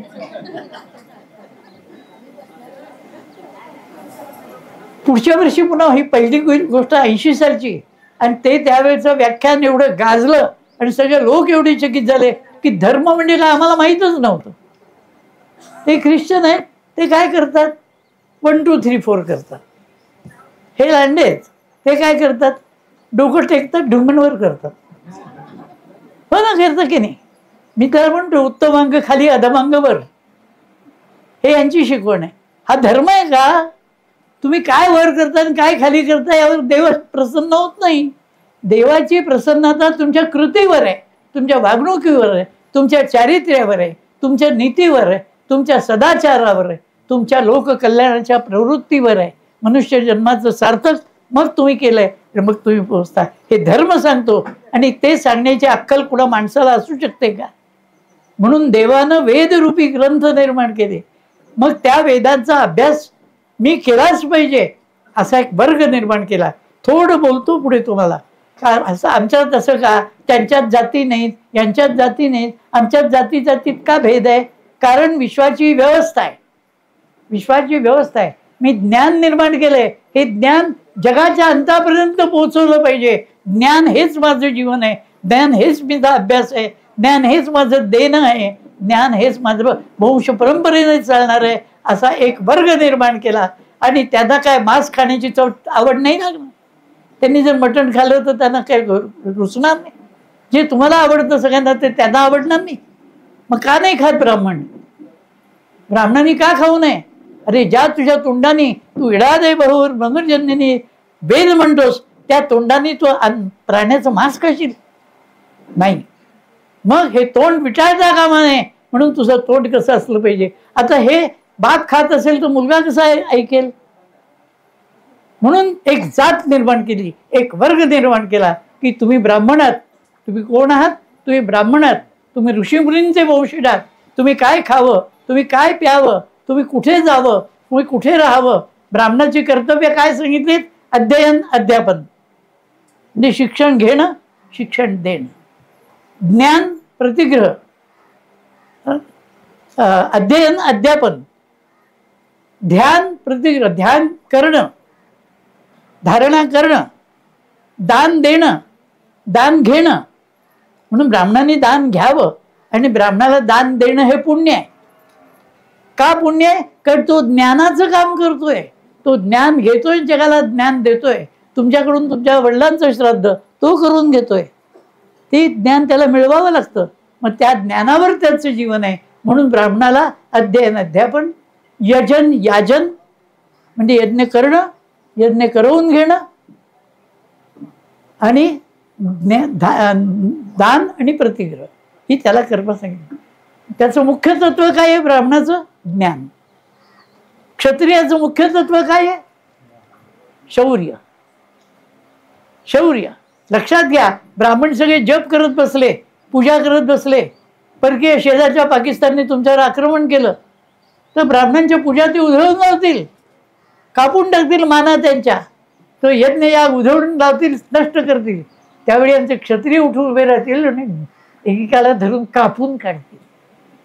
हा आमच्या धर्माच्याकडे हात वर करून बघाल तर फोडून काढू, तोडून टाकू.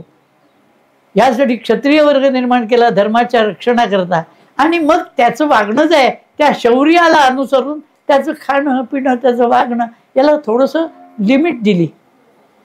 त्याच्या पुढचा एक वर्ग आहे की नुसतं शौर्य असून चालत नाही, नुसतं ज्ञान असून चालत नाही, खायला बाजारात भाजी आणायला पैसे लागतात. मग पैशाचा व्यवहार लोकांना खरेदी करावं लागतं आणि विकणाराही कोणीतरी हवा ना.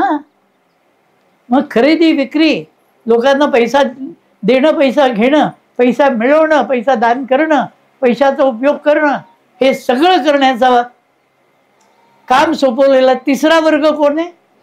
वैश्य. तुमच्या तोंडात मी 2 बोलल्यावर तिसरं तुम्हीच सांगितलं. आता हे सगळे वर्ग केले पण तरी एक वर्ग असा लागतोय ना आपल्याला की ज्याला सगळ्यांची सेवा केली पाहिजे. नाही तर सगळे हेच करत राहिले तर सेवा कोण करेल? म्हणून एक वर्ग असा निर्माण केला की ज्याला मी कमी आहे असं वाटतं का? नाही, देवानी मला हेच हा जन्म दिला. लक्षात घ्या. त्यांना आपण काय म्हणतो? शूद्र म्हणतो. क्षुद्र नाही बरं का. क्षुद्र म्हणजे हलका, फालतू, क्षुद्र. पण शूद्र, शूद्र म्हणजे हा वर्ण आहे. ब्राह्मण, क्षत्रिय, वैश्य आणि शूद्र हे 4 वर्ण आहेत. मी शूद्र आहे म्हणजे काही मी कमी नाही. मी देवाचं नमस्कार केलं तर एक ब्राह्मण जसा जाईल देवाजवळ तसाच मी देवाजवळ जाईल. देव मलाही जवळ करेल. मी जन्माने कोणी का असे ना, पण मी जर देव मला प्रिय आहे आणि देवाला मी प्रिय आहे कारण देवानेच आम्हाला निर्माण केलंय. ज्या देवाने ब्राह्मणाला उत्पन्न केलं तो जो ब्राह्मणासारखा वागत नसेल तर देव त्याचं कल्याण करेल का? आणि मी शूद्र असलो, हीन असलो तरी मी जर शूद्राप्रमाणे वागत राहिलो आणि देवाला आवडेल असं वागलो तर देव माझं कल्याण करेल की नाही? करतो की नाही? मग हे जर आहे तर हे 4 वर्ण, माझा वर्ण कमी असं मी समजायचं काही कारण नाही. माझ्या आणि तुम्हाला एक गंमत सांगू का? तुम्हाला एकदम पटेल अशी गोष्ट आहे. दुःखदायक गोष्ट घडली ना की मनातल्या मनात मी हसतो. तुम्हाला आश्चर्य वाटेल, मी आपल्या मनातल्या मनात हसतो. कुणी मला भांडलं, कुणी काही ती शिवी दिली, मला राग येतो, मी त्याच्याशी मी पण भांडतो, पण मला मनातल्या मनात बरं वाटतं. का बरं वाटतं? माझं कुठलं तरी पाप नाहीसं झालं. दुःख जे येतं ते पाप नाहीसं करण्याकरता येतं. ठेच लागली, तुम्ही पडलात, गुडघे फुटले, काय आई आई आई आई आई, पण मनात विचार केला तर तुम्हाला कळेल की कुणाचे तरी गुडघे केव्हा तरी फोडले असतील, आज माझं फळ मिळालं नाही, माझं पाप संपलं. एवढं पाप कमी होणार ते यातना भोगल्यानेच कमी होतं, हे लक्षात ठेवा. तेव्हा यातना आल्या, दुखणे आली, आजारपण आला, भांडखोर बायको भेटली. हो, कित्येकांना काय काय. आमच्या शेजारी राहणारे कुटुंब होतं, 72 वर्षाची बाई होती, 78 वर्षाचा नवरा होता. रोज भांडायचे ह्या वयात सुद्धा. ते काय शिवी द्यायचे आता येते माझ्या तोंडात, पण मला प्रवचनात आहे ना म्हणून नाही सांगत. नाही तर तुला ती सांगितली असती. अगं अमुक करून बोलायचे, लाद घालायची, काय समजलीस तू, खा मार. ती म्हणायची मला अवट मारा, पण मी बडबडणारच. तोंडात दात नव्हते तरी बडबड बडबड बडबड करायची, आणि तो माणूस लाथा घालायचा. माझी आई मला पाठवायची. मी म्हटलं हा मलाही लाथा मारेल. कोणी दादासाहेब काय झालंय, पण मी ओरडायचो. एवढंच होतो मी, 12-13 वर्षाचा. तुला काय करायचंय? नाही, आम्ही ऐकतोय, आम्हाला वाईट दिसतं. तुमचं एवढ्या वयाच्या माणसाने असं बघावं. असं बरं जातो आता, मी थांबतो असं म्हणायचे. असे अनेक अनुभव जीवन घेतलं. पण काय कृपा आहे देवाची की लहानपणापासूनच धर्म आवडला. संध्या करावी, जप करावा, देवाची रोज आरती करावी, दिवे लावावे, सगळं काही करावं. हे करता करता किती दिवे लावले. खूप शिक्षण मिळालं. आणि अमेरिकेतली माझी त्यावेळची व्याख्यानं 7 दिवसामध्ये 68 झाली.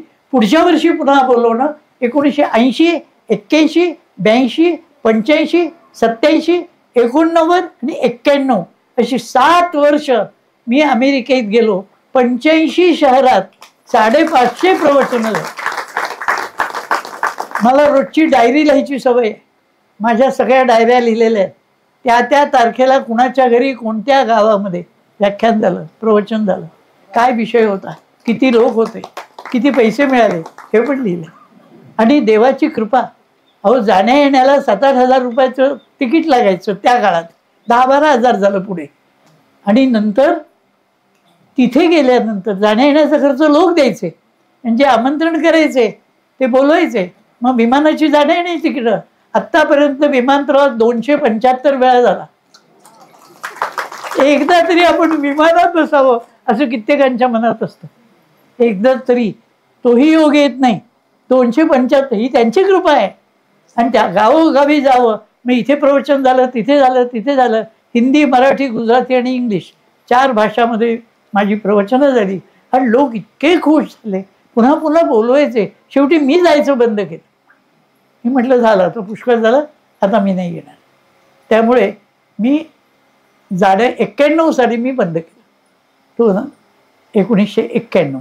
आणि आता बघा त्याला सुद्धा 25 वर्ष झाली ना, 35 वर्ष झाली. मी नाही गेलो. पण तरी मध्ये केव्हा तरी काहीतरी. अहो एक दिवशी माझ्याकडे एक ग्रस्त आले आणि ते म्हणाले आम्ही लंडनला जातो, तुम्ही येता का? आम्ही हुशार तयारच ना.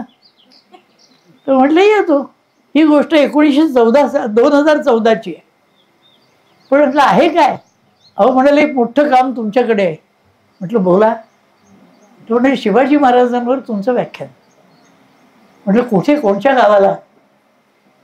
लंडनला. लंडन शिवाजी महाराजांचं व्याख्यान. म्हटलं पण तिथे काही हॉल वगैरे घेतलाय की काय? अहो तुम्ही ऐकलं तर चकित व्हाल. म्हटलं सांगा. म्हणाले पार्लमेंट हाऊसमध्ये. ब्रिटिशांची सत्ता ज्यांची चालते ते पार्लमेंट हाऊस, तिथे शिवाजी महाराजांवर शेवड्याचं व्याख्यान. अगदी खोटं वाटतं अनेकांना. आणि पुष्कळ लोक म्हणतात सुद्धा शेवटे थापा मारतात. आपल्याला काय माहिती. ठीक आहे ना, थापा असं समजा ना. मला थाप मारून काय करायचं आहे? पण जी माणसं माझं एकंदर कार्य बघतायत आणि महाराजांची कृपा बघतायत, अरे एक 52 सारखा ग्रंथ झाला माझ्या, तो छोटी सर, तिचं तुम्हाला माहितीये, परवा आता मी जायचो येत्या 7 तारखेला, मेच्या 7 तारखेला वाशिमला जातोय मी. आज तुमच्याकडे जसं मला भक्तांचा मेळावा आहे, वाशिमला त्या दिवशी 11,111 लोक गजानन बाबांनी एकदम बसून म्हणणार आहेत. आणि त्यासाठी मला बोलवलेलं आहे आग्रहाने, म्हणून मी जायचं आहे तिथे. 11 मे गजानन बाबांनी 11,111 लोक एकत्र बसून म्हणणार आहेत. आणि ती संबंध म्हणून झाली की महाराजांची पोथी सगळे एकत्र वाचणार आहेत, संपूर्ण पोथी गजानन विजय. एवढ्या कार्यक्रमात वाशिमला चाललाय, गावोगावी ठिकठिकाणी बोलवत आहेत.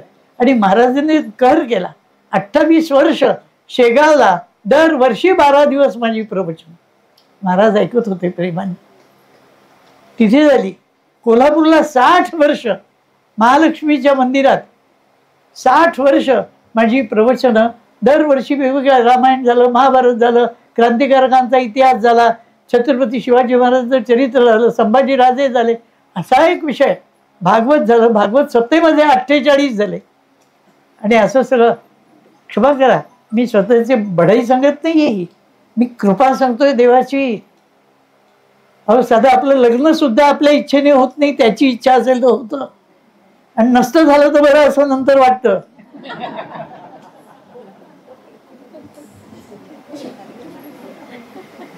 मला एका मित्रांनी सांगितलं होतं की कुठून अवदसा आली माझ्या जीवनात कुणाला, मी आपला सारखा त्यामुळे बाहेर भटकत असतो. म्हटलं तुझ्या उलट माझं आहे, माझ्या जीवनात अशी अवदसा आली आहे की जी मला धरून ठेवते, माझं चित्त धरून ठेवते. मला घराच्या बाहेर सुद्धा जावं असं वाटत नाही. गावोगावी लोक बोलवतात, मी प्रवचनांना जातो, पण जीवनात इतकी एकरूपता. खरंच भगवंतांनी सगळ्या बाबतीत कृपा केली. एवढी एकच गोष्टी सोडली तुम्हाला सांगा, एका विषयात नापास झाला तरी वर्ष गेलं ना, होय की नाही? पण योग असा, एक मुलगी सांगून आली, आमच्या जवळपास राहणारीच होती, माझ्या पाहण्यातलीच होती, सोसो होती मुलगी तशी. मग याच्यात जमलं तर बरं नाही असंच वाटत होतं. पण तिचे वडील तिची पत्रिका घेऊन आले. आमच्या आईला सांगितलं सुरेशची पत्रिका द्या, मी स्वतः ज्योतिषी आहे, त्यामुळे मला पत्रिका बघायची माझ्या मुलीची, कारण मला आणि तिला असं तो आवडतो. आमच्या आईने दिली पत्रिका, त्यांनी ती जोडून बघितली. अरे आमचं भाग्यात नाही म्हणाले. का म्हणे? नाही पत्रिका जुळत नाही. आमची आई म्हणाली अरे नाही जुळतोय, मग काय करू म्हणाले. मला फार वाईट वाटलं. मी तिथे होतो, पण मी मनातल्या मनात म्हटलं मला बरं वाटलं. पत्रिका जुळली असती तर त्या लोकांनी जमवूनही टाकलं असतं.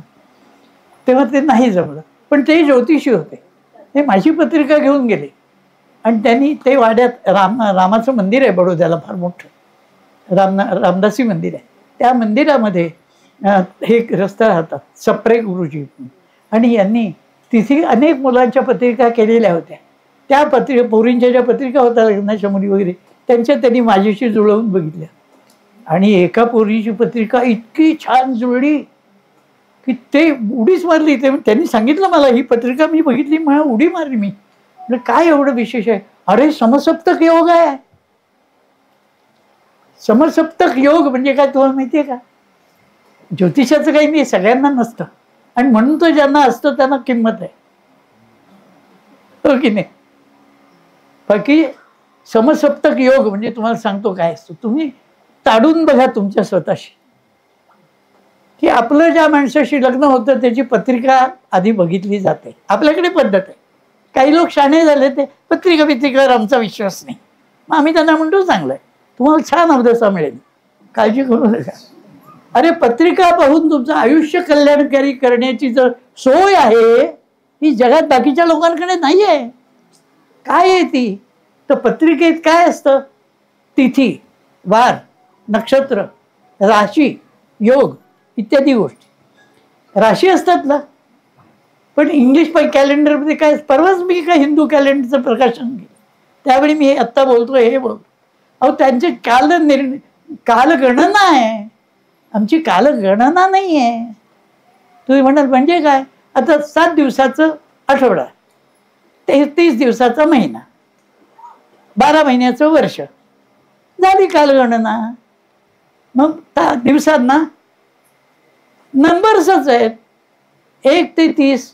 तारीख आहे 27 तारीख, 29 तारीख, 28 तारीख, म्हणजे 28वा दिवस. आमच्याकडे तारीख नाही आहे, तिथी आहे. आणि तिथी म्हणजे काय माहिती आहे का तुम्हाला? त्या दिवशी आकाशाची स्थिती काय आहे ते ती तिथी सांगते. प्रतिपदा, द्वितीया, तृतीया. तुम्ही द्वितीयाचा चंद्र म्हणता, तर प्रतिपदेला सहसा तो दिसतच नाही, पण द्वितीयाला बारीक कोर दिसते. मुसलमान सुद्धा त्या दिवशी ईद करतात बघा. तर ती कोर मग हळूहळू हळू ती वाढत जाते तिथीनुसार. पौर्णिमेला ती पूर्ण होते, खगोल चंद्र, म्हणजे क्वचितच एखादी बाईसवा पौर्णिमेसारखी दिसते नाही, गोल चंद्र. आणि काही माणसं मग म्हातारपणी मध्य पक्ष लागल्यासारखं होतं. चतुर्दशी, त्रयोदशी, द्वादशी, एकादशी, पण त्यांना तसं म्हणायची पद्धत नाही. मात्र प्रतिपदा, द्वितीया आणि करत करत करत लहान होतं.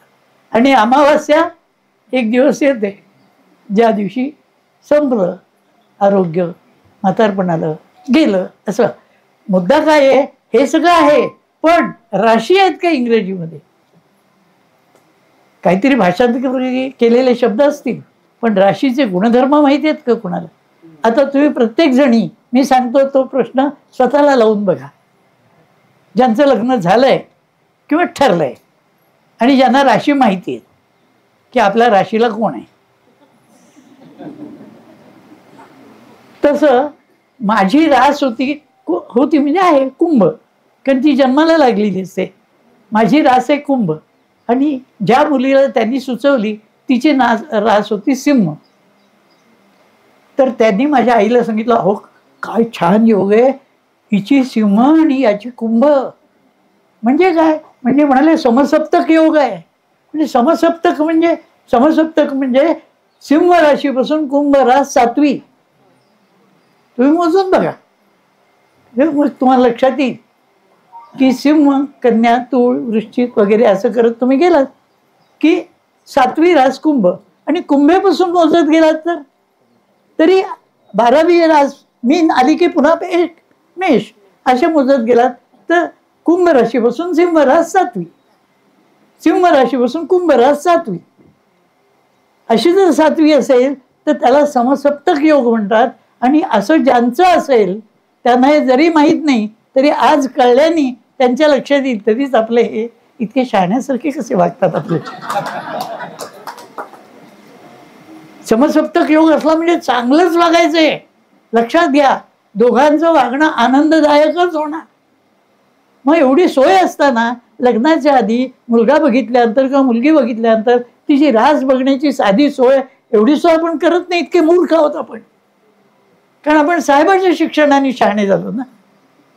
पण ही तुमच्याकरता सोय आहे. अहो समसप्तक ठीक आहे, पण तेवढं नसेल आपलं काय असू शकतं? दुसरंही काय, नवपंचम, म्हणजे तुमच्यापासून नवऱ्याचं 5वं आणि त्याच्यापासून तुमची 9वी, अशी जर रास असेल, मोजा. ती लगेच मोठं घालायला सुरुवात केली. चांगलं आहे, प्रवचनाचा हा इफेक्ट राहायला पाहिजे. तर नवपंचम योगही उत्तम, इतकाच उत्तम, समसप्तका इतका. नवपंचम योग आहे म्हणजे उत्कृष्ट. कधी कधी त्यांच्यात वादविवाद, मतभेद, काहीतरी उलटं सुलटं बोलणं, भांडण होऊन बायकोनी घर सोडून निघून जाणं किंवा नवऱ्याने त्याच्याशी वाईट होणारच नाही. नवपंचम योग आहेत की नाही? कोणाकोणाच आहे? नुसते हात वर करा, आम्हाला बरं वाटेल. तुम्ही खोटे केले तरी चालेल का, आम्हाला कुठं माहिती आहे. आणि समसप्तक आहे का कोणाचं? समसप्तक योग हा त्याचा आहे, पण ते अजून त्याला माहित नाही. असो, आणखी एक योग आहे. म्हणजे हे माझं काही ज्योतिषावर मी व्याख्यान देऊ शकतो, पण मला ज्योतिष कळत काही नाही. पण तरी जे माहिती आहे ते हे आहे. आणखी एक योग आहे, जे असला तर लग्न करूच नाही वाटेल ते जन्मभर राहिली लग्नाशिवाय तरी चालेल, पण त्या व्यक्तीशी लग्न करायचं नाही. कितवी रास असली तर माहिती आहे तुम्हाला? कुणीतरी पटकन बोलेल, मला खात्री आहे. नसावा असं कोणता योग आहे? बरोबर, षडाष्टक. षडाष्टक योग म्हणजे नवऱ्यापासून बायकोची 6वी आणि बायकोपासून नवऱ्याची 8वी. आता बायकोपासून नवऱ्याची असं नाही, एकापासून दुसऱ्याची, नवऱ्यापासून बायकोची, बायकोपासून नवऱ्याची, पण याच्यापासून 8वी आणि तिच्यापासून 6वी. 6वा आणि 8वा योग असेल तर जन्मात पटायचं नाही. अहो लग्न तर सोडा, दुकानदाराकडे गेला तर तुम्ही जर विचारलं नारळ केवढ्याचा, 10 रुपयाचा, मला नको 10 रुपये कसे सांगतो एवढे, असं तुम्ही म्हणणार. आणि तो म्हणेल हवा तर घ्या. तोच दुसऱ्या माणसाशी म्हणताना 8 रुपये द्या, घेऊन जा. पण तुम्हाला का 10च म्हणतो? तुमचा योग षडाष्टक योग. दुकानदाराशी सुद्धा, ऑफिसात साहेबाशी सुद्धा. तर मी एकदा माझ्या प्रिन्सिपलला, मी शिक्षक होतो, तर प्रिन्सिपलला विचारलं, मला त्याशी म्हणाले शेवटे काय आज तुम्ही ह्यावेळी काय आलात? कोणची रास आहे तुमची सर? ऐकूनच ते चकित झाले. ते म्हणाले का, कोणची का असेल? नाही म्हटलं सांगा ना म्हटलं तरी सुद्धा. तर म्हणाले मीन रास आहे. बरोबर आहे. म्हणाले कसं काय? तुम्ही मीन माइंडेड आहात म्हटलं. मीन माइंडेड शब्दावरून मी नोंद कळला ना तुम्हाला इंग्लिशचा. मीन म्हणजे ज्यांचं मन कोतं असतं त्यांना मीन माइंडेड होतं, हलकी माणसं असतात मनोवृत्तीने. असो, तर हे सगळं मला उद्या बोलायचं नाही आहे. आज मी इथे आहे ना, आजच मला घरी पोचायचं आहे. म्हणजे आश्रमात, आमचा सनातन आश्रम, तुम्ही या, बघायला या, मुद्दाम या, कुणाला यायचं राहायला या. पण त्याची काय व्यवस्था असते ती मला माहीत नाही. पण तिथे नियमित पैसे घेत नाहीत, पैशाचा चार्ज लावलेला नाही. म्हातारा असलं पाहिजे असं नाही, घरचं कुणीतरी मेलेलं असेल तरच घेतो असं नाही. चांगली कुटुंब, नवीन लग्न झालेली सुद्धा येऊन राहिली आहेत, त्यांना छोटी छोटी मुलं आहेत. अतिशय गोड आश्रम आहे. 600 लोक राहत आहेत त्या आश्रमात. तिथे मला सन्मानाने बोलवलं की तुम्ही आज हजारो प्रवचनं केली, दुनियाभर फिरलात, तुमच्यासारखा माणूस आम्हाला इथे पाहिजे. आणि आता माझं वय 90 आहे. 90व्या वर्षी यापुढे तुम्ही आणखी कुठे जाणार, या आमच्याकडे. मी म्हटलं मी 1 महिना येऊन राहीन, मला बरं वाटलं तर राहीन, नाही तर मी येईन. चालेल म्हणाले. 1 महिना राहिलो तर मला इतका आनंद वाटला की 10 वर्ष आधी का नाही आलो. इतका सुंदर आश्रम आहे तो. इतकी आमच्या आश्रमातली कोणतीही बाई, मुलगी, कोणी समोरून येताना दिसलं आणि आबासमोरून येताना दिसले तर हात जोडून पूजावं नमस्कार, पूजावं नमस्कार असं म्हणतात. हे त्यांना वळण आहे, कुणी कसं वागावं. एवढे पोरी पूजावं नमस्कार असं म्हणतात. 2 कामं त्यांना महत्त्वाची आश्रमात आहेत. एक म्हणजे सेवा आणि दुसरं म्हणजे साधना. त्यांना जी साधना दिलेली आहे त्या मंत्राचा जप त्यांनी करायचा. आणखी एक गोष्ट करावी लागते की आपण काही चुकलं असलं तर एक मोठा बोर्ड आहे हॉलमध्ये, त्याच्यावर लिहून ठेवावं लागतं. मी शेवडे आबांना 4 वाजता येथे म्हणाले होते, पण मला यायला मिळालं नाही आणि त्यामुळे त्यांची गैरसोय असेल तर क्षमा मागते. इतक्या साध्या गोष्टीपासून लिहून द्यावं लागतं, हे करावं लागतं. आणि करतात हौशीने. काय काय लिहितात, लोकांनी बघितलं तर असं वाटतं हे खोटं तर नाही लिहिलं, इतकं वाईट आपण केलं हे लिहितात. असा तो आश्रम आहे. आणि आज 600 लोक मस्त राहतात. जेवण उत्तम, खाणं उत्तम, चहाच्या वेळी चहा. आता मला तर त्यांनी खास आमंत्रित करून बोलवलं आहे. मला उत्तम खोली दिलेली आहे. खोलीमध्ये AC आहे, TV आहे, कपाटं आहेत, पुस्तकं ठेवण्याची सोय आहे. माझे पैसे, कपडे सगळं ठेवण्याकरता लोखंडी कपाट आहे. सगळ्या प्रकारच्या पलंग छान झोपण्याकरता. आणि त्या ठिकाणी मी एकटा राहतो या वयामध्ये, म्हणून माझ्याबरोबर रात्री झोपायला एक तरुण येतो. रात्री 10 वाजता, सकाळी 6 वाजता तो जातो. पण रात्रभर तो असतो. काही काम असेल, मला उठायचं असेल तर सांगाल तर. अलीकडे मला हात धरून चालावं लागायला लागलं, पण त्या मनाने आता मी खूप सुधारलो आहे. आणि आता मी पुष्कळ बरं आहे. ज्यावेळी आश्रमात गेलो त्यावेळी तो मला व्हीलचेअरवरूनच न्यावं लागायचं सगळीकडे. पण आता आश्रमात गेल्यापासून मी पुष्कळ छान झालेलो आहे आणि आश्रम उत्तम आहे. असं ठिकठिकाणी आमचे 60 आश्रम आहेत या आश्रमाचे, लहान मोठे. आमचा हा सगळ्यात मोठा आहे. तर मला तुम्हाला एक सगळं सांगायचं आहे. आणि मी काही घड्याळाकडे पाहिलंच नाही. मग उद्या तुम्ही मला 5 मिनटं बोलायला तरी बोलवलं तरी मी येणार आहे का? नाही. उद्या मी तुम्हाला अवेलेबल नाही. आणि आज मी अवेलेबल आहे तर मी हरामखोरी का करावी की झालं माझा वेळ झाला आता मी उठतो. काही होत नाही. वेळ व्हायला अजून वेळ आहे. आणि जेव्हा होईल तेव्हा कोणाला कोणी विचारणार नाही. तर ते सांगत होतो मी की षडाष्टक योग नव्हता आणि आमचा योग समसप्तक योग होता. हे सप्रे गुरुजींनी माझ्या आईला सांगितलं की सुरेशचा आणि मायाचं इतकं छान योग आहे की यातलं कधी मतभेद होणार नाही. बरं, ती मुलगी मला दिसत होती, जवळपास राहणारी होती, त्यामुळे पाहिलेली होती. मुद्दाम मुलगी दाखवायची गरज नव्हती, पण ती लहान होती, ती 16 वर्षाची होती. त्यावेळी मी 24 वर्षाचं होतो आणि मी BEdला होतो.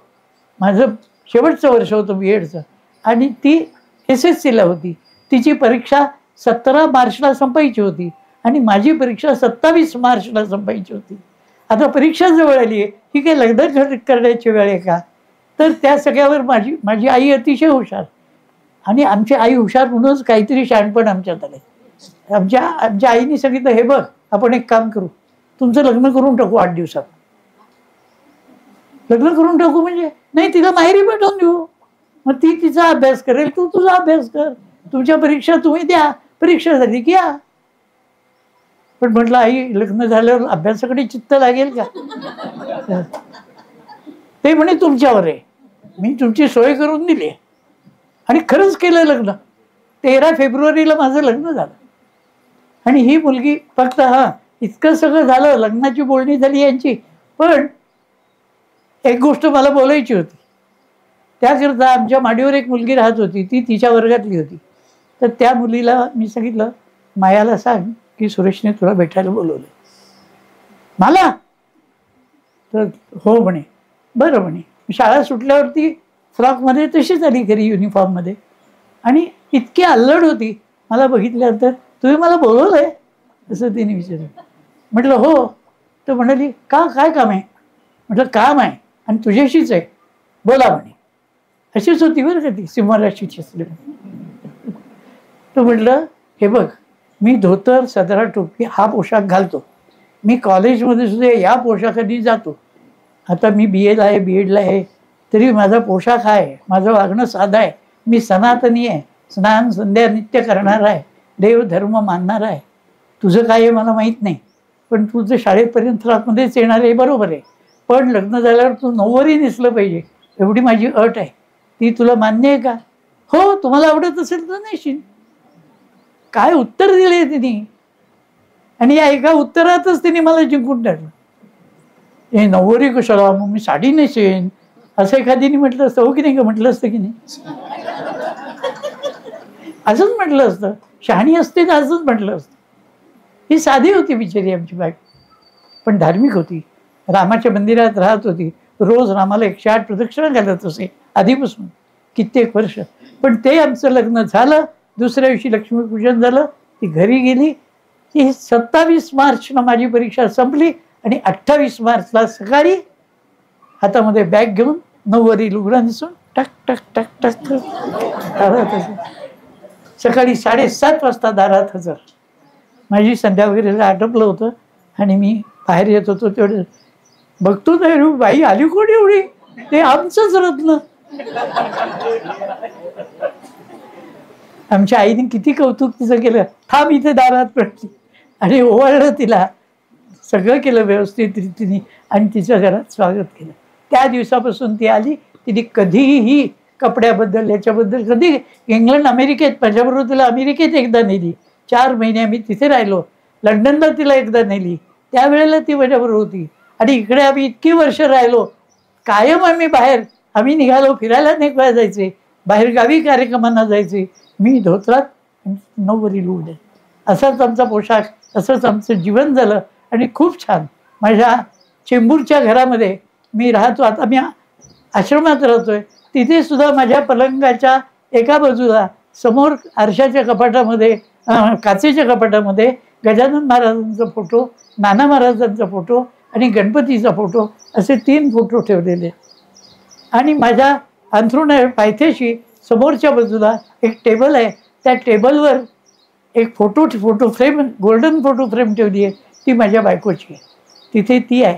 आणि सकाळी माझी सगळे देवांना, जशी मी फिरून येतो फुलं आणतो, ती देवांना फुलं वाहतो, तसं एक फुल तिला सुद्धा रोज वाहतो. जिने माझं जीवन आनंदमय केलं, धर्ममय केलं. कुठल्याही बाबतीत वेगळे पण नाही, जे तुम्ही म्हणाल ते प्रमाण, तसं घर माझा 16 ओळ तिने कधी त्याच्यावर प्रश्न नाही उभा केला. हे सगळं वर्तन तिने केलं आणि धर्मानुसार वागली. याचं कारण समसप्तक योग हे झालं भौतिक कारण, पण आध्यात्मिक कारण महाराजांची कृपा. काय सांगू तुम्हाला, तुमच्या सगळ्यांसमोर तुमचा वेळ मी बराच घेतला. ही बायकांची कामाची वेळ असते, घरामध्ये जेवणं व्हायची असतात. घरात काही पुरुष रिकामपणी शिव्या देत बसले असते की जेवायची वेळ झाली कुठे जाऊन बसली, तो शेवटे बोलाय की वेळ काय नाही का, तेव्हा तरी असं काही झालं असेल. तुला काय फोन आला की काय? मला हा बघा मलाच फोन आला, कधी येतेस घरी? नाही, असं अशात ज्या बायका असतात तुम्ही आल्याच नसतात नाही का. ह्याला नाही ना आवडत मग जाऊ दे, मला काय नडले असं वाटलं असतं. कारण बायका शहाण्या असतात. सगळ्यात जास्ती आपल्याला जपायचं असतं आपल्या नवऱ्याला, आपल्या सासू सासऱ्यांना. बाकीची माणसं नंबर 3च्या पुढे असतात. हे बायका जाणतात आणि तसं वागतात म्हणून सुखी होतात. आणि ज्या तसं वागत नाहीत त्याही सुखी होत नाहीत, घरच्यांनाही सुखी करत नाहीत. हे सगळं लक्षात ठेवा. आणि जो मी थोडा वेळ मला बोलायला मिळाला आहे त्याचाही लाभ घेऊन मी तुमच्यासमोर भरपूर बोललो आहे. तुम्हाला सगळ्यांना नक्की आवडलं असेल, कारण शहाण्या बायकांना आवडतं माझं बोलणं. आता आहे काय हिंमत कोणाची आम्हाला नाही आवडलं म्हणण्याची? खरंच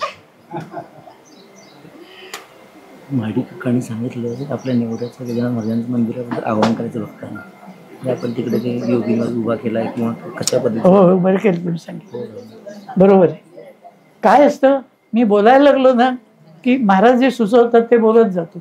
आणि काही लोकांनी काही सुचवलेलं असतं ते डोक्यात राहत नाही काय वेळ. तर मला महाराजांची अलीकडे मंदिरं ठिकठिकाणी व्हायला लागलेली आहेत. तसं इथे येऊन सुद्धा आनंद झाला मंदिर बघून महाराजांचं. असं आमचे मित्र सुरेश महाडिक म्हणून आहेत, त्यांनी रत्नागिरीजवळ नेवरे म्हणून गाव आहे, त्या गावामध्ये महाराजांचं मंदिर करायला घेतलं. छान मंदिर बांधलं, मोठं बांधलं, पुष्कळ वर्गणी गोळा केली, लोकांकडून पैसाही मिळाला आणि त्याप्रमाणे मंदिर झालं.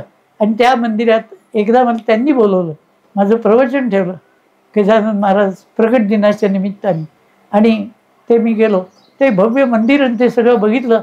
मला खूप छान वाटलं महाराजांचं मंदिर. आणि एक 5 वर्षाच्या काळात ते केवढं तरी भव्य झालेलं आहे आणि अजून ते पुढे मोठं व्हायला हवं. काय महाराजांनी मला बुद्धी दिली. आणि मी ते सांगून टाकलं की या मंदिराला माझ्यातर्फे 10 लाख रुपये मी देणार आहे. आणि दिले. ती सोय पुन्हा हेच करतात, मी कोणाकडे मागितलं नाही, पण जे मिळत गेलेले होते त्यातून आले. देवाधर्माच्याच नावाने पैसा आपल्याला मिळाला, देऊन टाकले.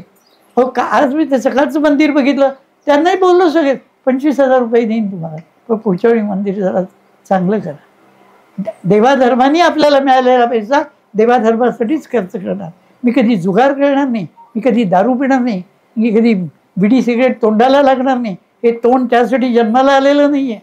देवाने ह्यासाठी ही मेंदू धर्मासाठी निर्माण केला आहे, बुद्धी धर्मासाठी निर्माण केली आहे, आचार धर्मासाठी निर्माण केलं आहे. आणि हे सगळं दिलं, त्याचं आचरण करण्याची बुद्धीसुद्धा त्यांनी मला दिली.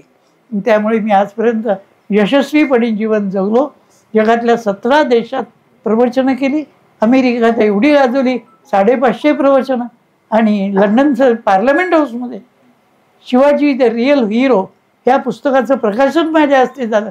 आणि त्याच्यावर माझं व्याख्यान, शिवाजी महाराजांना तुम्ही लोकांनी चोर दरोडेखोर म्हटलं होतं, पण शिवाजी काय होता हे कळायला तुम्हाला अभ्यास करावा लागेल, असं करून शिवाजी महाराजांवर बोललो. आणि खूप छान व्याख्यान झालं. अहो, मी दुसऱ्या दिवशी बसमधून चाललो होतो, एक बाई पेपर वाचत होती, त्या पेपरमध्ये माझा फोटो होता त्या कार्यक्रमाचा. आणि मधून ती माझ्याकडे अशी पाहत होती, शेजारीच बसली. तर ती बाई माझ्याकडे का पाहतीये असं मला स्वाभाविक ना, की का आपल्याकडे का पाहतीये. बरं, ती अशी माझ्याकडे पाहिजे. पुन्हा तो पेपर, मला वाटलं ही पेपर वाचल्यासारखं नाटक करते. पण कुणी बाईने आपल्याकडे पाहिलं म्हणजे गंमत वाटते. म्हटलं ही का अशी पाहती. तरी एक बरं होतं, ती वयाने मोठी होती. आणि इतक्यामध्ये जणू काही तिला सुचल्यासारखं ती मला म्हणाली, मे आय स्पीक विथ यू, जरा बोलू का तुमची? येस म्हटलं, हो बोला की. तिने फोटो दाखवला त्या पेपरमध्ये माझा आलेला आहे आणि तिने विचार, आर यू धिस मॅन? म्हणजे माझ्यासारखा तो फोटो दिसला म्हणून ती माझ्याकडे पाहत होती की हाच माणूस आहे की काय तो. तो बघितलं, अरे म्हटली yes, because it is USA, because it is England, this paper has been, this photo has been printed in this paper. Had it been India, nobody have printed my photos. हो मग, अहो 550 प्रवचन अमेरिकेत केलेल्या माणसाबद्दल 2 बोटं आमच्या पेपरनी छापलेली नाही. महाराष्ट्रातल्या एकही पेपरनी, इतके हरामखोरांचे पेपर. अरे तुमच्या धर्माचं काम करायला गेलेल्या माणसाबद्दल 2 प्रेमाचे शब्द नाही तुम्हाला बोलता येत, काय सांगावं? मग कसा तुमचा धर्म वाढणार? कारण यांनाच धर्म हा बावळटपणा वाटतो. यांनाच धर्म म्हणजे काय हे कळत नाही, त्यांना कळलं नाही. तुम्हाला सांगून जातो, अहो मी किती बोलू, पण देवच मला ताकद देतोय आणि बुद्धी देतोय. मी तुम्हाला सांगतोय, अमेरिकेमध्ये हिंदूंची मंदिरं किती आहेत माहिती का तुम्हाला? 850 मंदिरं आहेत. हिंदू मंदिरं USA मध्ये 850 आहेत, ऑस्ट्रेलियामध्ये 450 आहेत, खुद्द लंडनमध्ये 200 आहेत. लंडनचं एक शहर आहे, 200 हिंदू मंदिर आहेत. आणि तुम्हाला आश्चर्य वाटेल की सौदी अरेबियामध्ये आत्ता रामाचं मंदिर झालं. सौदी अरेबिया थोडं म्हणजे रावणानेच रामाचं मंदिर बांधण्यासारखं आहे नाही का? अरे मुसलमान कधी रामाचं मंदिर बांधते? राम शब्द बोलला तरी त्यांना राम म्हणावं असं वाटतो. काय बोललो मी? राम म्हणणं म्हणजे काय माहिती ना तुला? तिने राम म्हटलं. तेव्हा आता मी राम नाही म्हणत, पण आता आवरतो. बराच वेळ झालं, कित्येकांना मधून घड्याळाकडे पाऊस पडला असेल. पण काही असलं, उशीर लागला तरी मनापासून धर्म, ईश्वर आणि सत्य आणि सत्कार्य यांच्यावर ज्यांची श्रद्धा असेल मनापासून, त्यांना हे प्रवचन ऐकून पुन्हा पुन्हा आपल्याला ऐकायला मिळावं असं नक्की वाटेल, याबद्दल मला शंका नाही. माझ्या श्रोत्यांना परमेश्वर समजून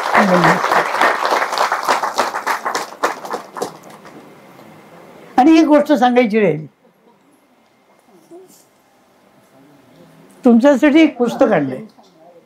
तू सांगणार होतीस का? नाही, बोला ना तुम्ही. हे पहा, माझं एक पुस्तक आहे, म्हणजे 10-12 पुस्तक आहे, पण हे माझं पुस्तक जे आहे याचं नाव आहे भारतीय संस्कृती.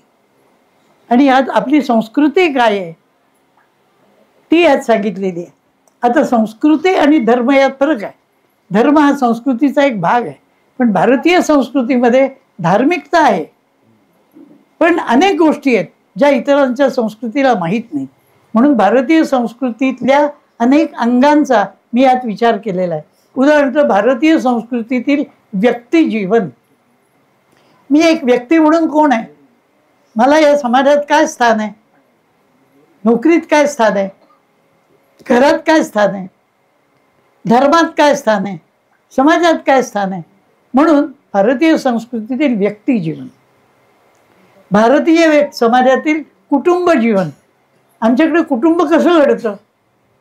नवरा बायको दोघांचं लग्न झालं की कुटुंब होतं, पण तेवढ्याने नाही, कुणी कोणाशी लग्न करावं याचा विचार करून जे जमतं ते कुटुंब, आणि मग त्यांची संतती वगैरे ही त्या दृष्टीने समाजातला एक विशिष्ट घटक कसा बनावा याची शास्त्रीयता आहे. म्हणून हिंदू धर्मामध्ये काय आहे, भारतीय संस्कृतीने व्यक्ती जीवन, कुटुंब जीवन, समाज जीवन. आमचा समाज कसा घडतो? आमच्या समाजात कोणी मुलीचं लग्न करायचं असलं तर काय बघावं लागतं आम्हाला? का तिनेच फक्त एक पोरांची तोंड बघत फिरायचं आणि ते बरं दिसलं गेले, will you marry me, I love you, I love you म्हटलं की झालं, अडकलीच. अक्कल लावायची वस्तूच लागत नाही आणि मग जन्मभर मरत राहतात, भांडत राहतात, काही होतं. सगळी प्रेमीभाव चुकीचे होत नाहीत, मी सगळ्यांचे झाले असं मी म्हणत नाही, पण काही बघतच नाही तर त्यात. योगायोग तुमचा चांगला असेल आणि तुमचं चांगलंच व्हायचं असेल तर तुमचं चुकून जमवलेलं सुद्धा बरोबर जमतं. पण तो मार्ग नव्हे, कारण जीवन आपलं आयुष्य जायचंय. आज आपण 20 वर्षाचे असो तर आपल्या समजा 70 वर्षाचं आयुष्य, मी कमी बोलतो तरी 50 वर्ष या माणसाबरोबर काढायची आहे. हा शहाणा आहे का गाढव आहे आपल्याला कुठे माहिती, पण नंतर कळलं तो उपयोग काय. म्हणून भारतीय संस्कृतीतील व्यक्ती जीवन, कुटुंब जीवन, समाज जीवन, राष्ट्र जीवन, आमचं हे राष्ट्र आहे, हे राष्ट्र आमचं राष्ट्र आहे. आमच्या राष्ट्राची कीर्ती काय आहे, आमच्या राष्ट्राचं कार्य काय आहे, आमच्या राष्ट्राचा धर्म काय आहे, आमच्या राष्ट्राची जीवन पद्धती काय आहे. आम्हाला छत्रपती शिवाजी महाराज की म्हटलं की जय म्हणावंसं वाटतं की नाही. तसं जर तुम्हाला वाटलंच नाही शिवाजी महाराज की म्हटलं काय चाललंय शिवाजी महाराजांचं, मूर्खा इकडे आहे, मी त्याला बोलवीन जवळ, इकडे बघ, माझ्याकडे बघ, बघितलं की ही कानफटात देईन. शिवाजी महाराज की म्हटलं काय म्हणतायत जय, हे जर तुला प्रश्न पडत असेल, तू या देशात जन्माला कसा आला, तेव्हा लक्षात घ्या, राष्ट्र जीवन, कुटुंब जीवन, समाज जीवन, राष्ट्र जीवन, धार्मिक जीवन. आम्हाला प्रत्येकाला आमचा धर्म आहे, आमचं आचरण आहे, आमचे आचार विचार आमच्या धर्माचा आहे. स्त्री जीवन, आमच्याकडे स्त्रीनी कसं वागावं, स्त्रीने पुरुषाशी लग्न करावं एवढं सांगायला अक्कल लागत नाही, पण तेही आता सांगायची वेळ आली आहे. काल इतका पुढे विचित्र चाललेला आहे, मला तर आश्चर्य वाटतं. 2 पुरुष जगत राहतात, पण मला त्याच्या पुढच्या जन्माची काळजी वाटायला लागते एवढंच. तेव्हा याप्रमाणे समाज जीवन, राष्ट्र जीवन आणि सगळ्यात शेवटचं आहे गोपालन. आमच्याकडे गाईच्या पालनाला काम होतं. तेव्हा हे सगळे विषय यात आलेले आहेत.